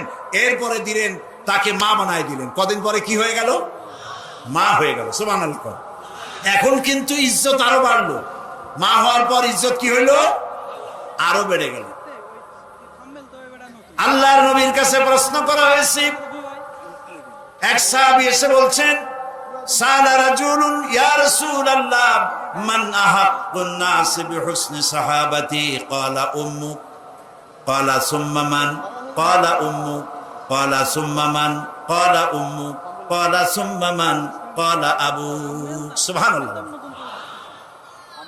একজন এসে নবীজির কাছে প্রশ্ন করলেন, ইয়া রাসূলুল্লাহ, মানুষের ভিতরে আমি কার যত্ন করব, কার খেদমত করব, কার সাথে ভালো ব্যবহার করব? আমার কাছে সব থেকে ভালো ব্যবহার কে পেতে পারে? নবীজি বললেন, তোমার মা। সাহাবী প্রশ্ন করলেন, তারপরে কে? রাসূলুল্লাহ বললেন, তোমার মা। তারপরে কে? তোমার মা। তারপরে কে? তোমার পিতা। পিতার চাইতে মায়ের মর্যাদা আল্লাহ পাক কয় গুণ বাড়ালেন? সবাই বলেন কয় গুণ? 3 গুণ আল্লাহ বাড়ায় দিলেন। আল্লাহ রাব্বুল আলামিন কোরআনের কারীমের ভিতরে বলেছেন, ওয়াকাদা রাব্বুকা আল্লা তা'বুদু ইল্লা ইয়্যাহু ওয়া বিল ওয়ালিদাইনি ইহসানা। তোমার রবের পক্ষ থেকে চূড়ান্ত ফয়সালা হয়েছে যে আল্লাহর ইবাদত করার পর মা বাপের ইহসান করবে। সুবহানাল্লাহ। আর আমার দেশের লোকেরা কি বলে, কি করে? লক্ষ্য করতেছেন আপনারা? আল্লাহ বলেন কি আর বান্দারা করে কি? আল্লাহ বলছেন মা বাপের খেদমত করো। আমার ইবাদতের পরে আল্লাহর পরেই স্থান কার? চিল্লায় বলেন। আমাদের লোকেরা বোঝে না, না বুঝা চলে যায় ভালো কোনো খাবার, ভালো কোনো ফল কোনো হযরত, কোনো পীর সাহেবের দরবারে নিয়ে হাজির করলে, হ্যাঁ দেন, পীর সাহেবকে হাদিয়া দিবেন, দেন, কিন্তু আগে দিবেন মায়ের। আপনার কাছে, সন্তানের কাছে সব থেকে বড় পীর হচ্ছে মা। বলেন সব থেকে বড় পীর কে? মা আর বাবা। মা আর এই দুজন হচ্ছে আপনার কাছে সব থেকে বড় পীর। পীর সাহেবের দোয়া কবুল হবে কি হবে না, আলেম সাহেবের দোয়া কবুল হবে কি হবে না, সন্দেহ আছে। 50-50। দোয়া কবুল হইলেও হইতে পারে, না হইলেও না হইতে পারে। কিন্তু মা বাপ যদি দোয়া করে আল্লাহর দরবারে দোয়া মঞ্জুর হয়ে যায়, 100% দোয়া কবুল হয়ে যায়। সুবহানাল্লাহ বলে। প্রিয় ভাই সব, আল্লাহ রাব্বুল আলামিনের নবী বলেন, মা বাবা যখন দোয়া করে সন্তানের জন্য, যখন দোয়া করে, বন্দুক দিয়া গুলি করলে সেই গুলি তার লক্ষ্য বস্তুর কাছে যেতে যত না দেরি হয়, মা বাপের দোয়া বা বদদোয়া আল্লাহর দরবারে থেকে দ্রুত গতিতে চলে যায়। মাকে খাওয়াও। বুড়া মা আছে না? বলেন আছে না? মা যখন বুড়া হয়ে যায়, বউয়ের কথা মতো সন্তান মায়ের সাথে খারাপ ব্যবহার করে, মুখ মলিন করে থাকে, কথা বলে না, আর মনে মনে বলে, প্রকাশ্য বলে, অনেকের সামনে বলে, বুড়ি মরে না কেন? নাউজুবিল্লাহ। বলেন নাউজুবিল্লাহ। তুমি কারে মরতে বলো? কারে মরতে বলো? তোমার মা, তোমার যখন অসুখ হয়েছে, যত্ন করেছি, বুকের সাথে আগলায় ধরেছে, সারা রাত শিয়রে বসে বসে, বিদ্যুৎ ছিল না ঘরে, কেরোসিনের ল্যাম্প জ্বালায়া, চেরাগ জ্বালায়া কোরআন শরীফ তেলাওয়াত করেছে, আর শেষ রাতি দুইখানা হাত রব্বুল আলামিনের দরবারে তুলে দিয়ে কেঁদেছে, রব্বুল আলামিন আমার বাঁচাধনকে আমার জীবনের বিনিময় আল্লাহ তুমি বাঁচাইয়া দাও। যে মা বললেন আমার জীবনের বিনিময় আমার ছেলে তুমি বাঁচাও, মেয়েরে বাঁচাও, সেই ছেলে বড় হইয়া বউয়ের পাগল হইয়া বলে বুড়ি মরে না কেন? নাউজুবিল্লাহ, নাউজুবিল্লাহ। মাকে সম্মান করুন, মাকে ভালোবাসুন। আল্লাহ রাব্বুল আলামিন বলেন, ওয়াওয়াসাইনাল ইনসানা বিওয়ালিদাইহি ইহসানা হামালাতুহু উম্মুহু কুরহা ওয়া ওয়াদাআতুহু কুরহা ওয়া হামলুহু ওয়া ফিসালুহু 30 শাহরা। আমি সমগ্র মানব গোষ্ঠীকে উপদেশ দিচ্ছি, তোমরা তোমাদের ওসিয়ত করছি, তোমরা তোমাদের মা বাপকে সম্মান করো। তোমার মা তোমাকে গর্ভধারণ করেছে অত্যন্ত কষ্টের সাথে, ডেলিভারি করেছে অত্যন্ত কষ্টের সাথে, আর 30টা মাস বুকের দুধ দিয়ে তোমারে মানুষ করছে। সুবহানাল্লাহ, সুবহানাল্লাহ। প্রিয় ভাই সব, মা বাপ যদি হাত তোলে, চোখ দিয়া পানি পড়ে, দোয়া কবুল হয়ে যাবে। সুবহানাল্লাহ। এই যে হযরত বাইজিদ বুস্তামি রহমতুল্লাহ আলাইহির এই দরগায় আপনারা যান, হযরত বাইজিদ বুস্তামি যখন ছোট্ট ছিলেন, তার মা অসুস্থ, গভীর রাত্রে মা জেগে বলছে, বাবা আমি তো পানির পিপাসায় শেষ হয়ে যাচ্ছি, একটু পানি পান করাও। বাচ্চা দেখলেন ঘরের মধ্যে পানি নাই, বাইরে কোথার থেকে পানি জোগাড় করলেন, এসে দেখেন মা ঘুমায় গেছে। শীতের রাত, বাচ্চা দাঁড়ায় আছে পানি নিয়ে। ফজরের সময় মায়ের ঘুম ভেঙেছে, তাকিয়ে দেখে বাইজিদ দাঁড়ানো। বাইজিদ তুমি দাঁড়ানো কেন? কাঁপতেছো কেন? ছেলে বলছে, মা আপনি পানি চাইছিলেন। তা পানি চাইছিলাম, তা কি হয়েছে? তা আমি তো ঘরে পানি পাইনি, দূরে গিয়ে পানি আনছি, আনি দেখে আপনি ঘুমাই গেছেন। আমারে উঠাও নাই কেন? আপনার ঘুমের ক্ষতি হবে। তা তুমি নিজে ঘুমাও নাই কেন? এই জন্য যে আপনি জায়গায় যদি আবার পানি চান আর সময় মতো না দিতে পারি, তাহলে তো আপনার কষ্ট হবে। সেই জন্য মা আমি দাঁড়ায় রয়েছি, আপনি পানি খাবেন, সেই পানি নিয়ে। বাইজিদের মা হযরত বাইজিদকে বিছানার উপরে আরাম করে শোয়াই দিয়া উযু করে নিজে নামাজ পড়লেন। নামাজ আদায় করে দুইখানা হাত আল্লাহর দরবারে তুলে ধরে বলেন, রব্বুল আলামিন আমি বাইজিদের মা, আমার ছোট্ট বাইজিদ আমার জন্য যে কষ্ট করেছে আজ, তার এই কষ্ট দেখে আমার কলিজা ঠান্ডা হয়ে গেছে। আমি মা হয়ে আমার বাইজিদের জন্য দোয়া করি, রব্বুল আলামিন আমার বাইজিদকে তুমি সুলতানুল আরিফিন বানায়া দাও। দোয়া মঞ্জুর হয়েছে না হয় নাই? সুবহানাল্লাহ। প্রিয় ভাই সব, এই জন্য মা বাপকে সম্মান করতে হবে, মহব্বত করতে হবে এবং তাদের জন্য দোয়া করতে হবে। দোয়াটা আল্লাহ শিখাই দিয়েছেন। এমনকি মা বাবার সামনে চোখ মোটা করে কথা বলবে না, চোখ মোটা করে মা বাবার সামনে কথা বলবে না। আল্লাহ ইচ্ছা করলে চোখ অন্ধ করে দিতে পারেন। পীরের সামনে যত গিয়ে মহব্বত করে ঘাড় কাট করে বসো, তোমার বড় পীর, তোমার মা, তোমার বাবা, তাদেরকে শ্রদ্ধা করো, সম্মান করো, কলজা দিয়ে মহব্বত করো। মা বাপকে একটা কথা বিশ্বাস করুন, মনে রাখেন, মা বাপকে যে যত বেশি সম্মান করবে, মহব্বত করবে, মর্যাদা দেবে, তার জীবনে সম্মানের আর রুজির কোনো অভাব হবে না, হবে না, হবে না। আল্লাহ তাআলা বাড়ায় দিবেন। সুবহানাল্লাহ। আল্লাহ দোয়া শিখাই দিচ্ছেন, বান্দারে মা বাবার সামনে শক্ত করে কথা কইস না, ওয়াকুল লাহুমা কাওলান কারীমা, মা বাবার সাথে সম্মান সূচক কথা বলো, আর আমার কাছে দোয়া করো। কি বলে? আল্লাহ রাব্বুল আলামিন দোয়া শিখাই দিচ্ছেন, রব্বিরহামহুমা কামা রাব্বায়ানি সাগীরা। সবাই পড়েন, রব্বিরহামহুমা কামা রাব্বায়ানি সাগীরা। আবার পড়েন, রব্বিরহামহুমা কামা রাব্বায়ানি সাগীরা।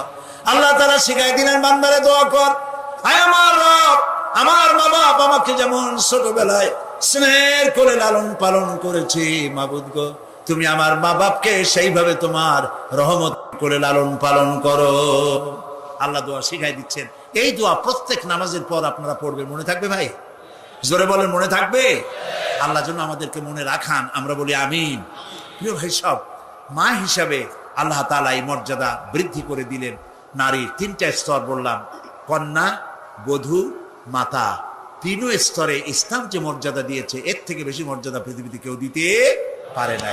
এখন এই নারীদেরকে যাদের এত মর্যাদা আল্লাহ দিলেন, মর্যাদা তো এত বাড়াই দিলেন, সন্তানের জান্নাত মায়ের পায়ের তলে ঢুকাই দিলেন। সুবহানাল্লাহ, সুবহানাল্লাহ বলবেন না? মেয়ে লোকের মায়ের পায়ের তলে তার সন্তানের বেহেশত আল্লাহ ঢুকাই দিলেন। সম্মান করো, মর্যাদা করো। যারা মা বাবার সাথে বেয়াদবি করছো, আজকের রাতে মায়ের কাছে গিয়ে, বাপের কাছে গিয়ে পাও দুটো জড়ায় ধরো আর বলো, আব্বা আম্মা আমি তো ভুল করছি, বেয়াদবি করছি, বুঝি নাই, আল্লাহর রাস্তায় আমারে মাফ করে দেন। মাফ করে দেবে না? দিবে। মা বাবার চাইতে সন্তানের জন্য কল্যাণকামী কে আছে? বল কথা মতো খবরদার কখনো মা বাবার সাথে নাফরমানি করবেন না। মনে থাকবে? মনে থাকবে? আল্লাহ তাআলা মনে রাখার তৌফিক দিক, আমরা বলি আমিন। প্রিয় ভাই সব, এই নারীকে সম্মান দিয়ে আল্লাহ তাআলা বলেছেন নারীরা যেন পর্দায় থাকে। কুল লিল মুমিনাতি ইয়াগুদুদনা মিন আবসারিহিন। মেয়ে লোকদেরকে বলা হয়েছে, মুমিনা নারী তোমরা তোমাদের চক্ষুকে পর পুরুষ থেকে নিম্নগামী করে রাখো। ওয়াহফাজনা ফুরুজাহুন্না, আর তোমাদের যৌনাঙ্গ সমূহ এগুলিকে তোমরা হেফাজতে রাখো, এগুলি লজ্জাস্থান সমূহ হেফাজতে রাখো, যা মানুষকে দেখিও না।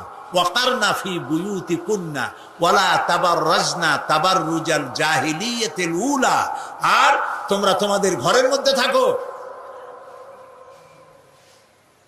ওই জাহিলিয়াতের যুগে যে ধরনের সাজসজ্জা করে রাস্তায় বেরোতো, ঠাক ঠামক করতো, রূপচর্চা করতো মানুষের সামনে, পরপুরুষের সামনে, জাহিলি যুগের মতো তোমরা বেরিয়েও না। কে বলতেছেন? আল্লাহ বলতেছেন, আল্লাহ পাক বলছেন ওয়াকারনা ফি বুয়ুতিকুন্না, ঘরের মধ্যে থাকো। এই ঘরের মধ্যে থাকার অর্থ কিন্তু এই নয় যে ঘরের মধ্যে পড়ে থাকো, লেখাপড়া করো না, চাকরি বাকরি করো না, এটা কিন্তু নয়। বরং নবী করিম সাল্লাল্লাহু আলাইহি সাল্লামের যুগে মহিলা সাহাবীরা ব্যবসা করেছেন।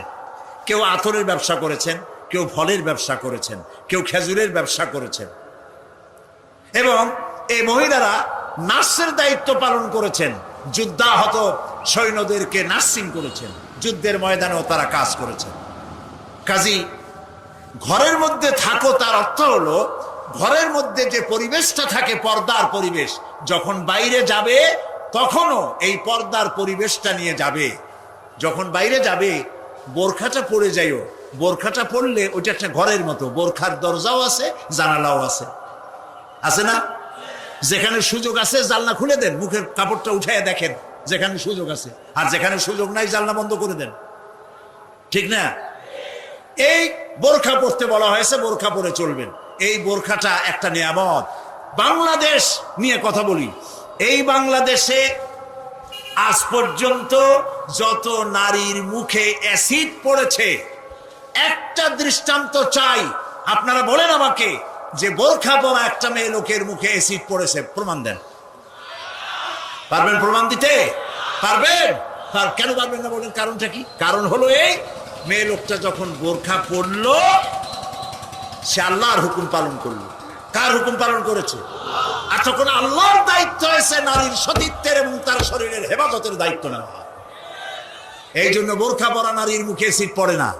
মা বোনেরা যারা আজকে রাস্তায় বসে, প্যান্ডেলে বসে, বিভিন্ন জায়গায় বসে, বাড়িতে বসে আমার কথা শুনছেন, আমি মা বোনদেরকে বিনীতভাবে আরজ করি, যখন আপনি বোরখা ছেড়ে, যে সব মেয়েরা রূপচর্চা করে চুল পিছনে ছেড়ে দিয়ে লিপস্টিক লাগায় রূপচর্চা করে যখন কোনো দোকানে যায়, তখন দোকানের সেলসম্যান বলে, ভাবি আসেন আসেন, এই শাড়িটা পরলে আপনার দারুণ মানাবে। আরে শয়তান, শাড়ি বদলে মানাবে কিনা তার স্বামী বলবে তুই কেনা। এখন দোকানদার যদি ভাবি বলে তাতে কি মর্যাদা বাড়ে? বাড়ে না। আপনি দেখেন, বোরখা পরেন, চাদর পরেন, দোকানে যান, দোকানি বলবে খালাম্মা, শাসি আম্মা, বসেন বসেন, সম্মান করে বসতে দেবে এবং আপনার সামনে কাপড়গুলি খুলে ধরবে যেটা আপনার প্রয়োজন নেবেন। তাহলে বোরখায় কি সম্মান কমায় না বাড়ায়? কমায় না বাড়ায়? মা বোনেরা বোরখা পরুন, চাদর পরুন। আপনার মেয়ে কলেজ গোয়িং, ইউনিভার্সিটি গোয়িং যেসব বয়সপ্রাপ্ত মেয়ে আছে, আল্লাহ কোরআনে বলেছেন এমন একটা চাদর পরো যেই চাদরটা পরলে পরে মাথাটা, বুকটা, গলাটা ঢাকা হয়ে যায়, এমন একটা চাদর পরো। এই চাদর পরা মুসলমানদের জন্য ফরজ। মুসলমানদের জন্য কি? আজ ফ্রান্সের প্রেসিডেন্ট জ্যাক শিরাক, এই জ্যাক শিরাক এক বিরাট সাংঘাতিক একটা বাজে কাজ করেছে। তিনি তার দেশে কলেজে, বিশ্ববিদ্যালয়গুলোতে মুসলিম মহিলাদের মুখে চাদর পরা, হিজাব পরা নিষিদ্ধ ঘোষণা করেছে। আমরা আজকে চট্টগ্রাম তাফসীরুল কোরআন মাহফিলের লক্ষ লক্ষ মানুষের উপস্থিতিতে বাংলাদেশের কণ্ঠ বাতাসে মিশিয়ে দিচ্ছি। পত্রিকার মাধ্যমে যদি সাংবাদিকরা পৌঁছাতে পারেন ভালোই হবে। অনেক ভালো ভালো সাংবাদিক আছে যারা মাহফিল এখানের মধ্যে সীমাবদ্ধ থাকে না, তাদের লেখার মাধ্যমে এই চট্টগ্রাম তাফসীরের মাহফিল ছড়িয়ে যায় গোটা বাংলাদেশ তথা বিশ্বের বিভিন্ন জায়গায়। ওই সব সাংবাদিকদেরকে ধন্যবাদ জানাই আর প্রাণ খুলে দোয়া করি, আল্লাহ এদের কলমকে আরো শানিত বানিয়ে দাও। আপনারা আমাদের কথা লেখেন, আমরা জ্যাক শিরাককে বলছি, আপনি যে কাজটি করতেছেন, এটা আপনি প্রেসিডেন্ট হয়ে, ইউরোপের একটি বড় রকমের রাষ্ট্রের প্রেসিডেন্ট হয়ে মানবাধিকার লঙ্ঘন করেছেন। মুসলমানদের পর্দা বন্ধ করার কোন এখতিয়ার আপনার নাই, যেমন আপনার এখতিয়ার নাই কোন পাদ্রীর লম্বা জামা অথবা ক্রসকে নামিয়ে ফেলার জন্য। আপনি বলতে পারেন, পারে বলতে? রবিবার দিন গির্জায় যেতে বন্ধ করতে পারেন? রবিবার দিন গির্জায় যাওয়া যেমন তার ধর্মীয় কাজ, গলার ভিতরে ক্রস লাগানো যেমন তার ধর্মীয় কাজ, আমার মুসলমান মেয়েদের পর্দা করা, হিজাব করা তেমন আল্লাহর নির্দেশিত কাজ। আমরা গোটা বাংলাদেশের পক্ষ থেকে, এই মাহফিলের পক্ষ থেকে জ্যাক শিরাককে নিন্দা জানাই এই কাজের জন্য। আমরা আহ্বান জানাবো, পৃথিবীর মধ্যে কোন রাষ্ট্র যা করে নাই, আপনি সেই খারাপ দৃষ্টান্ত করে আপনার কপালকে খারাপ করবেন না। প্রিয় ভাই সব, নারীর জন্য আল্লাহ পর্দা করেছেন, আর এই পর্দা হলো তাদের জন্য নিয়ামত। সেই নিয়ামত তারা ধারণ করবেন, আল্লাহ তাআলা তাহলে সন্তানগুলো ভালো বানাই দিবেন। কোন আলহামদুলিল্লাহ বলেন, আলহামদুলিল্লাহ। আচ্ছা বলেন, মৃগনাভি কস্তুরী ছাগলের পেটে হয় না হরিণের পেটে হয়? হরিণের পেটে হয়। হরিণ থাকে কোথায়? গাছের মধ্যে পর্দার আড়ালে। ছাগল থাকে কোথায়? মাঠে ঘাটে, পথে ঘাটে, যেখানে সেখানে। কাজী ছাগলের মৃগনাভি তো ভালো, দড়ি ধরলেও গোসল ওয়াজিব হয়ে যায়, দুর্গন্ধের খেলা। আর জঙ্গলের ভিতরে হরিণ থাকে, মৃগনাভি কস্তুরী আল্লাহ দান করেন, যার সুগন্ধ এখানে নাড়া দিলে সারা মাহফিল বিমোহিত হয়ে যাবে। আল্লাহ নিয়ামত পর্দায় থাকে। নারীদেরকে আল্লাহ পর্দায় থাকতে বলেছেন। এই পর্দায় থাকলে পরে কস্তুরী সম সন্তান আল্লাহ দান করবেন। আর যদি পর্দায় না থাকে, যে সন্তান হবে হবে মিস্টার বল্টু বাবু, মন্টু মিয়া। ভয়ের চোটে মানুষ অস্থির, তার চোখ গর্তের ভিতরে কি খাইছে, চোখ গেছে গর্তের মধ্যে। 2 কেজি চাউল বাবা যায় 2 চোখে, চুল মাথা দিয়ে ঝুলানো। প্যান্ট পরছে, সে প্যান্ট পরা অবস্থায় সেলাই করছে না কেমনে করছে আল্লাহ জানে। জুতার মধ্যে এত বড় বড় লোহা বটন লাগানো, গলায় এত বড় মোটা সেন, জাহান্নামের আগেই সালাসিলা ওয়া আগলালাম ওয়া সাইরা, জাহান্নামের শিকল আগেই পড়ছে গলায়। রাস্তায় মানুষে দেখে আর বাপ বাপ করে পলাইতে থাকে, বলতে থাকে আল্লাহ এই শয়তানের গজব দাও, এই শয়তানের যে মায় পেটে রাখছে তার কলেরা দাও, ওর বাপের বসন্ত দাও। আর ছেলে যদি ভালো হয়, মানুষ দোয়া করে, আরে এই ছেলেটা এত ভালো, আল্লাহ এই ছেলেটির প্রতি রহম করো, এই ছেলের যে মায় পেটে রাখছে সে মায়ের রহম করো, ওর বাপের রহম করো। সুবহানাল্লাহ। নেক সন্তান পাওয়ার জন্য পর্দায় থাকা আপনার জন্য জরুরি। মা বোনেরা পর্দায় থাকুন এবং নিজের সৌন্দর্য পর পুরুষকে দেখাবেন না। আপনার সৌন্দর্য আপনার পিতার জন্য নয়, ভাইয়ের জন্য নয়, ছেলের জন্য নয়, কারোর জন্য নয়, শুধুমাত্র একমাত্র কেবলমাত্র স্বামীর জন্য। এই সুন্দরী প্রতিযোগিতার কথা সেদিন বলেছি। বাংলাদেশে বিভিন্ন সাবান কোম্পানির পক্ষ থেকে সুন্দরী প্রতিযোগিতা, ফটোজেনিক কি ফটো সুন্দরী, মিস ফটো সুন্দরী জেনিক না কি একটা কপালের সারা, জি এগুলি করতেছে, এগুলি তারা করতেছে, বিভিন্ন জেলা শহরে করতেছে।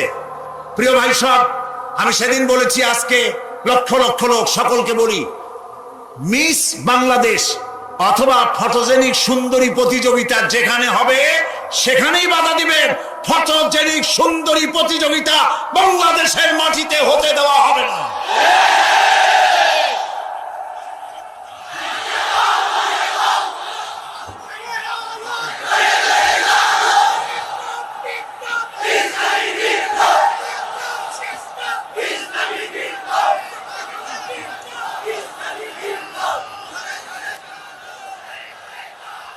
তারা একটু একটু করে আগাচ্ছে, আমরা সহ্য করি, কদ্দূর দেখাচ্ছে। আপনারা যদি কথা না বলেন তাহলে এরপরে মিস বাংলাদেশ শুরু হবে। মিস বাংলাদেশ এখনো করতে পারে নাই, সাহস পায় নাই, এখন ছোট্ট ছোট্ট করে করতেছে, এরপরে মিস বাংলাদেশ করবে।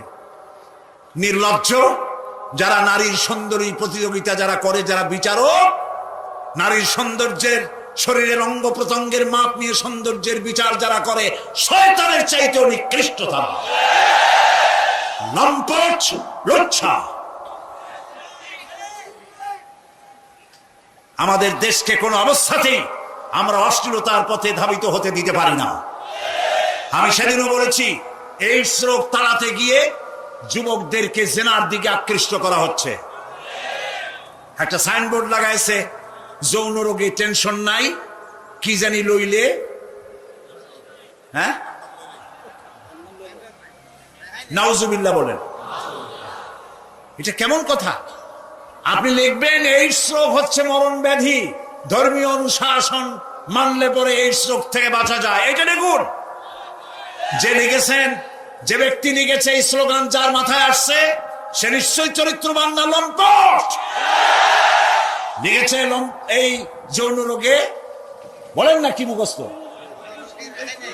যৌন রোগে রেহাই নাই, কন্ডম লইলে টেনশন নাই, তার মানে কন্ডম নিয়ে জেনা করো। নাউজুবিল্লাহ বলে। আমি সব জায়গায় বলে এসেছি, চট্টগ্রামের পুলিশ কমিশনার, চট্টগ্রামের ডিসি, আপনারা এই সাইনবোর্ড ভাঙেন। আপনারা যদি এই সাইনবোর্ড না ভাঙেন, আমি জনগণকে বলবো, জনগণ এই এইডসের সাইনবোর্ডকে ভেঙে গুড়িয়ে দাও। মৃত্যু, কত মৃত্যু দেখেন না যে লাশটার দিকে তাকানো যায় না, কথা কয় না। অনেকে এই মুখটা খুলে বলে, আহারে দেখতে যেও না, ঘুমাইতে পারবা না, এরকম হয় কি? লাশটার দিকে তাকায়ও না, দেখা যাবে না, একটু আগলা করে দিয়ে দেখে বলে, হা ওরেছে হয়েছে কি না, দেখা যাবে না। অনেক অ্যাক্সিডেন্ট এখন অনলাইনের কল্যাণে দেখা যায়, সিসিটিভি ফুটেজের কারণে, যে হঠাৎ পড়ে গেছে। দেখলাম সেদিন রিক্সায়, ভ্যানে আঘাত লেগে স্ত্রী পিছন থেকে পড়ে গেল। পিছন থেকে কি, এই পাশে ওই পাশে পড়ে গেল, যেই পাশে ট্রাক সেই পাশে, আপনাদের চোখের সামনে পড়ে থাকতে পারে, ট্রাকের চাকাটা চলে গেল, মাথাটা জায়গায় শেষ। এরকম ভিডিও চোখে পড়েছে না পড়ে নাই? গুলো আমার যদি বলেন না হুজুরের সামনে পড়ে, আপনাদের সামনে দেখবেন পড়ে। এই যে একেবারে মুহূর্তে, যেই বউটা কিছুক্ষণ আগে কাঁধের উপরে হাত দিয়ে বসেছিল, সেই বউটা এখন মারা গেল, সন্তান এখনো টাঙ্কির পরে বসা, কলিজার টুকরা সন্তানটা বসা, স্বামী মোটরসাইকেলের পরে, স্ত্রীটা খালি পড়ে গেছে চাকার তলে। ট্রাকটা এমন টাইম যে পড়েও গেল, চাকাটাও চলে গেল, মানুষটার সাথে সাথে মারা গেল একেবারে মুহূর্তের মধ্যে। এই মৃত্যু যে হয়, আমার তো এরকম কোন মৃত্যু হইতে পারে, ঠিক না ভাই? ঠিক চিন্তা করেন কখনো? ও তো আমার মতো একজন ছিল, এরকমই মৃত্যু তো হবে, মারা তো যাবই। স্ট্রোক করে মারা গেছে, এটা তো সহজ মৃত্যু অনেকটা। খাতি বসিলাম, হঠাৎ করে দম পড়ে গেছে। কিন্তু মাঝে মাঝে চিন্তা করি, এমন যদি হয় ফিলিস্তিনে যখন বোমা হামলা করতেছে, তখন বিল্ডিং গুলো ধসে যাচ্ছে, ভেঙে পড়ছে, নিচের তলায় যিনি আছে হয়তো কোনো না কোনো ফাঁক ফোকর দিয়ে বেঁচে আছে, এই মানুষটার অবস্থাটা কি একটু চিন্তা করেন তো। এরকম মৃত্যু আমাদের হইতে পারে না? অনেক মানে অপেক্ষায় থাকতে হবে যে এখন উদ্ধার করতে আসতেও পারে, নাও পারে। ওই বিল্ডিং আর উদ্ধার হবে তার কোনো নিশ্চয়তা নাই। ওখানে চুপচাপ রানা প্লাজা ধসে পড়লো, ভেঙে গেল, ওখানে দেখা গেল রক্ত দিয়ে একজন লিখেছে, মৃত্যু লাশ তার উদ্ধার করা হয়েছিল, রক্ত দিয়ে লিখেছে যে রানা প্লাজা আমাকে বাঁচতে দিল না। তার মানে ওই রক্ত দিয়ে লেখার মতো রক্ত এবং জীবন ততক্ষণ পর্যন্ত ছিল। ওই জায়গায় বসে থেকে অপেক্ষা করতে হয়েছে কার? কয় আল্লাহ, আজরাইলে, যে ও যেন এসে তাড়াতাড়ি নিয়ে যায়। অনেকেই বলে যার কেউ নেই তার তো আজরাইল আছে, মানে ওই টাকা নেই ডাক্তারে চিকিৎসা করবে, তার কি আছে? আজরাইল আছে। অন্তত ডাক্তাররা না দেখুক, আজরাইল দেখার জন্য আছে না নাই? যদিও আজরাইল নামটা প্রসিদ্ধ না, ইসলাম বা কোরআন হাদিস দিয়ে ওইভাবে আমরা মিলাই রাখিছি যে জিবরিল, ইসরাফিল, মিকাইল, আজরাইল। আসলে মালাকুল মাউত, কোরআনে নাম আসছে কি? মালাকুল মাউত, মৃত্যুর ফেরেশতা। এই মৃত্যুর ফেরেশতা সবার জীবনে আসবে। শুধু পুরুষদের মৃত্যু হবে, মেয়েদের হবে না, মা বোনদের হবে কিনা? তো মা বোনেরা এখানে আপনারা যা আসিছেন তার থেকে অন্তত 3 বা 4 গুণ বেশি আছে, আমার ধারণা, যদি ভুল না হয় 3 থেকে 4 গুণ বেশি। এর কারণ কি? কারণ হলো অনেক পুরুষ বিদেশে গিয়েছে, ওদের তো মাহফিল অ্যাটেন্ড করার সময় তাদের বউগুলো এসেছে, তাহলে এই দিক থেকে একটা বেশি। আর এক গ্রুপ আছে যে পুরুষগুলো মানে ইতিপূর্বে ওলিয়া উলিয়ার পর্যায়ে পৌঁছে গেছে, মানে ওদের আর নামাজ রোজা কিছু করা লাগে, ওরা কের পর্যায়ে পৌঁছে গেছে? ওলিয়া উলিয়ার পর্যায়ে। এরকম পুরুষ কিছু থাকে। একজন বাড়ি যেয়ে বলছে এই ওঠ, তো বলছে কেন? বলছে নামাজ পড়তে হবে। তো বউ বলছে নামাজ পড়তে হবে কেন? বলছে বসুন দিয়ে কবির সামাদাইলো কইছে যে যদি স্বামী মানে স্ত্রী যদি নামাজ না পড়ে এর পাপের কারণে স্বামী জাহান্নামে যাবে। তো বলছে তাও অসুবিধা কি? কই অসুবিধা কি মানে? তোর এত কষ্ট করে বিয়ে করে আনলাম কি জাহান্নামে যাওয়ার জন্য? তা বলছে নামাজ তো তুমিও পড়ো না। বলছে আমার জন্য আমি জাহান্নামে যাবো, তোর জন্য যাবো কে? আমার জন্য আমি জাহান্নামে যাবো, অসুবিধা নাই, তোমার জন্য যাবো কেন? এই কোন পাগলের রস নিয়েছে রাত্রি? এই কষ্ট করে এখন তুমি আমার কাল খেতে পারবে না। কোনো কাল খেতে না, আজকে পড়তে হবে। কোনো কাল চলবে না। কাল বাঁচবো তার কোনো গ্যারান্টি আছে? হুজুর কইছে কালকে মরে যাইতে। জোর করে উঠাই এসে উজু করে এবার বলতেছে যে বলো এখন এই রাতে 1টার সময় কেন নামাজ কয় রাকাত, কোন সূরা দিয়ে শুরু কর? বলছে যাই পড়। কণ্ঠ নিচেই নামে না? যাই পড় বললি হচ্ছে না। বলো কি পড়বো, কয় রাকাত, এখন কেন নামাজ, কোন ওয়াক্তের?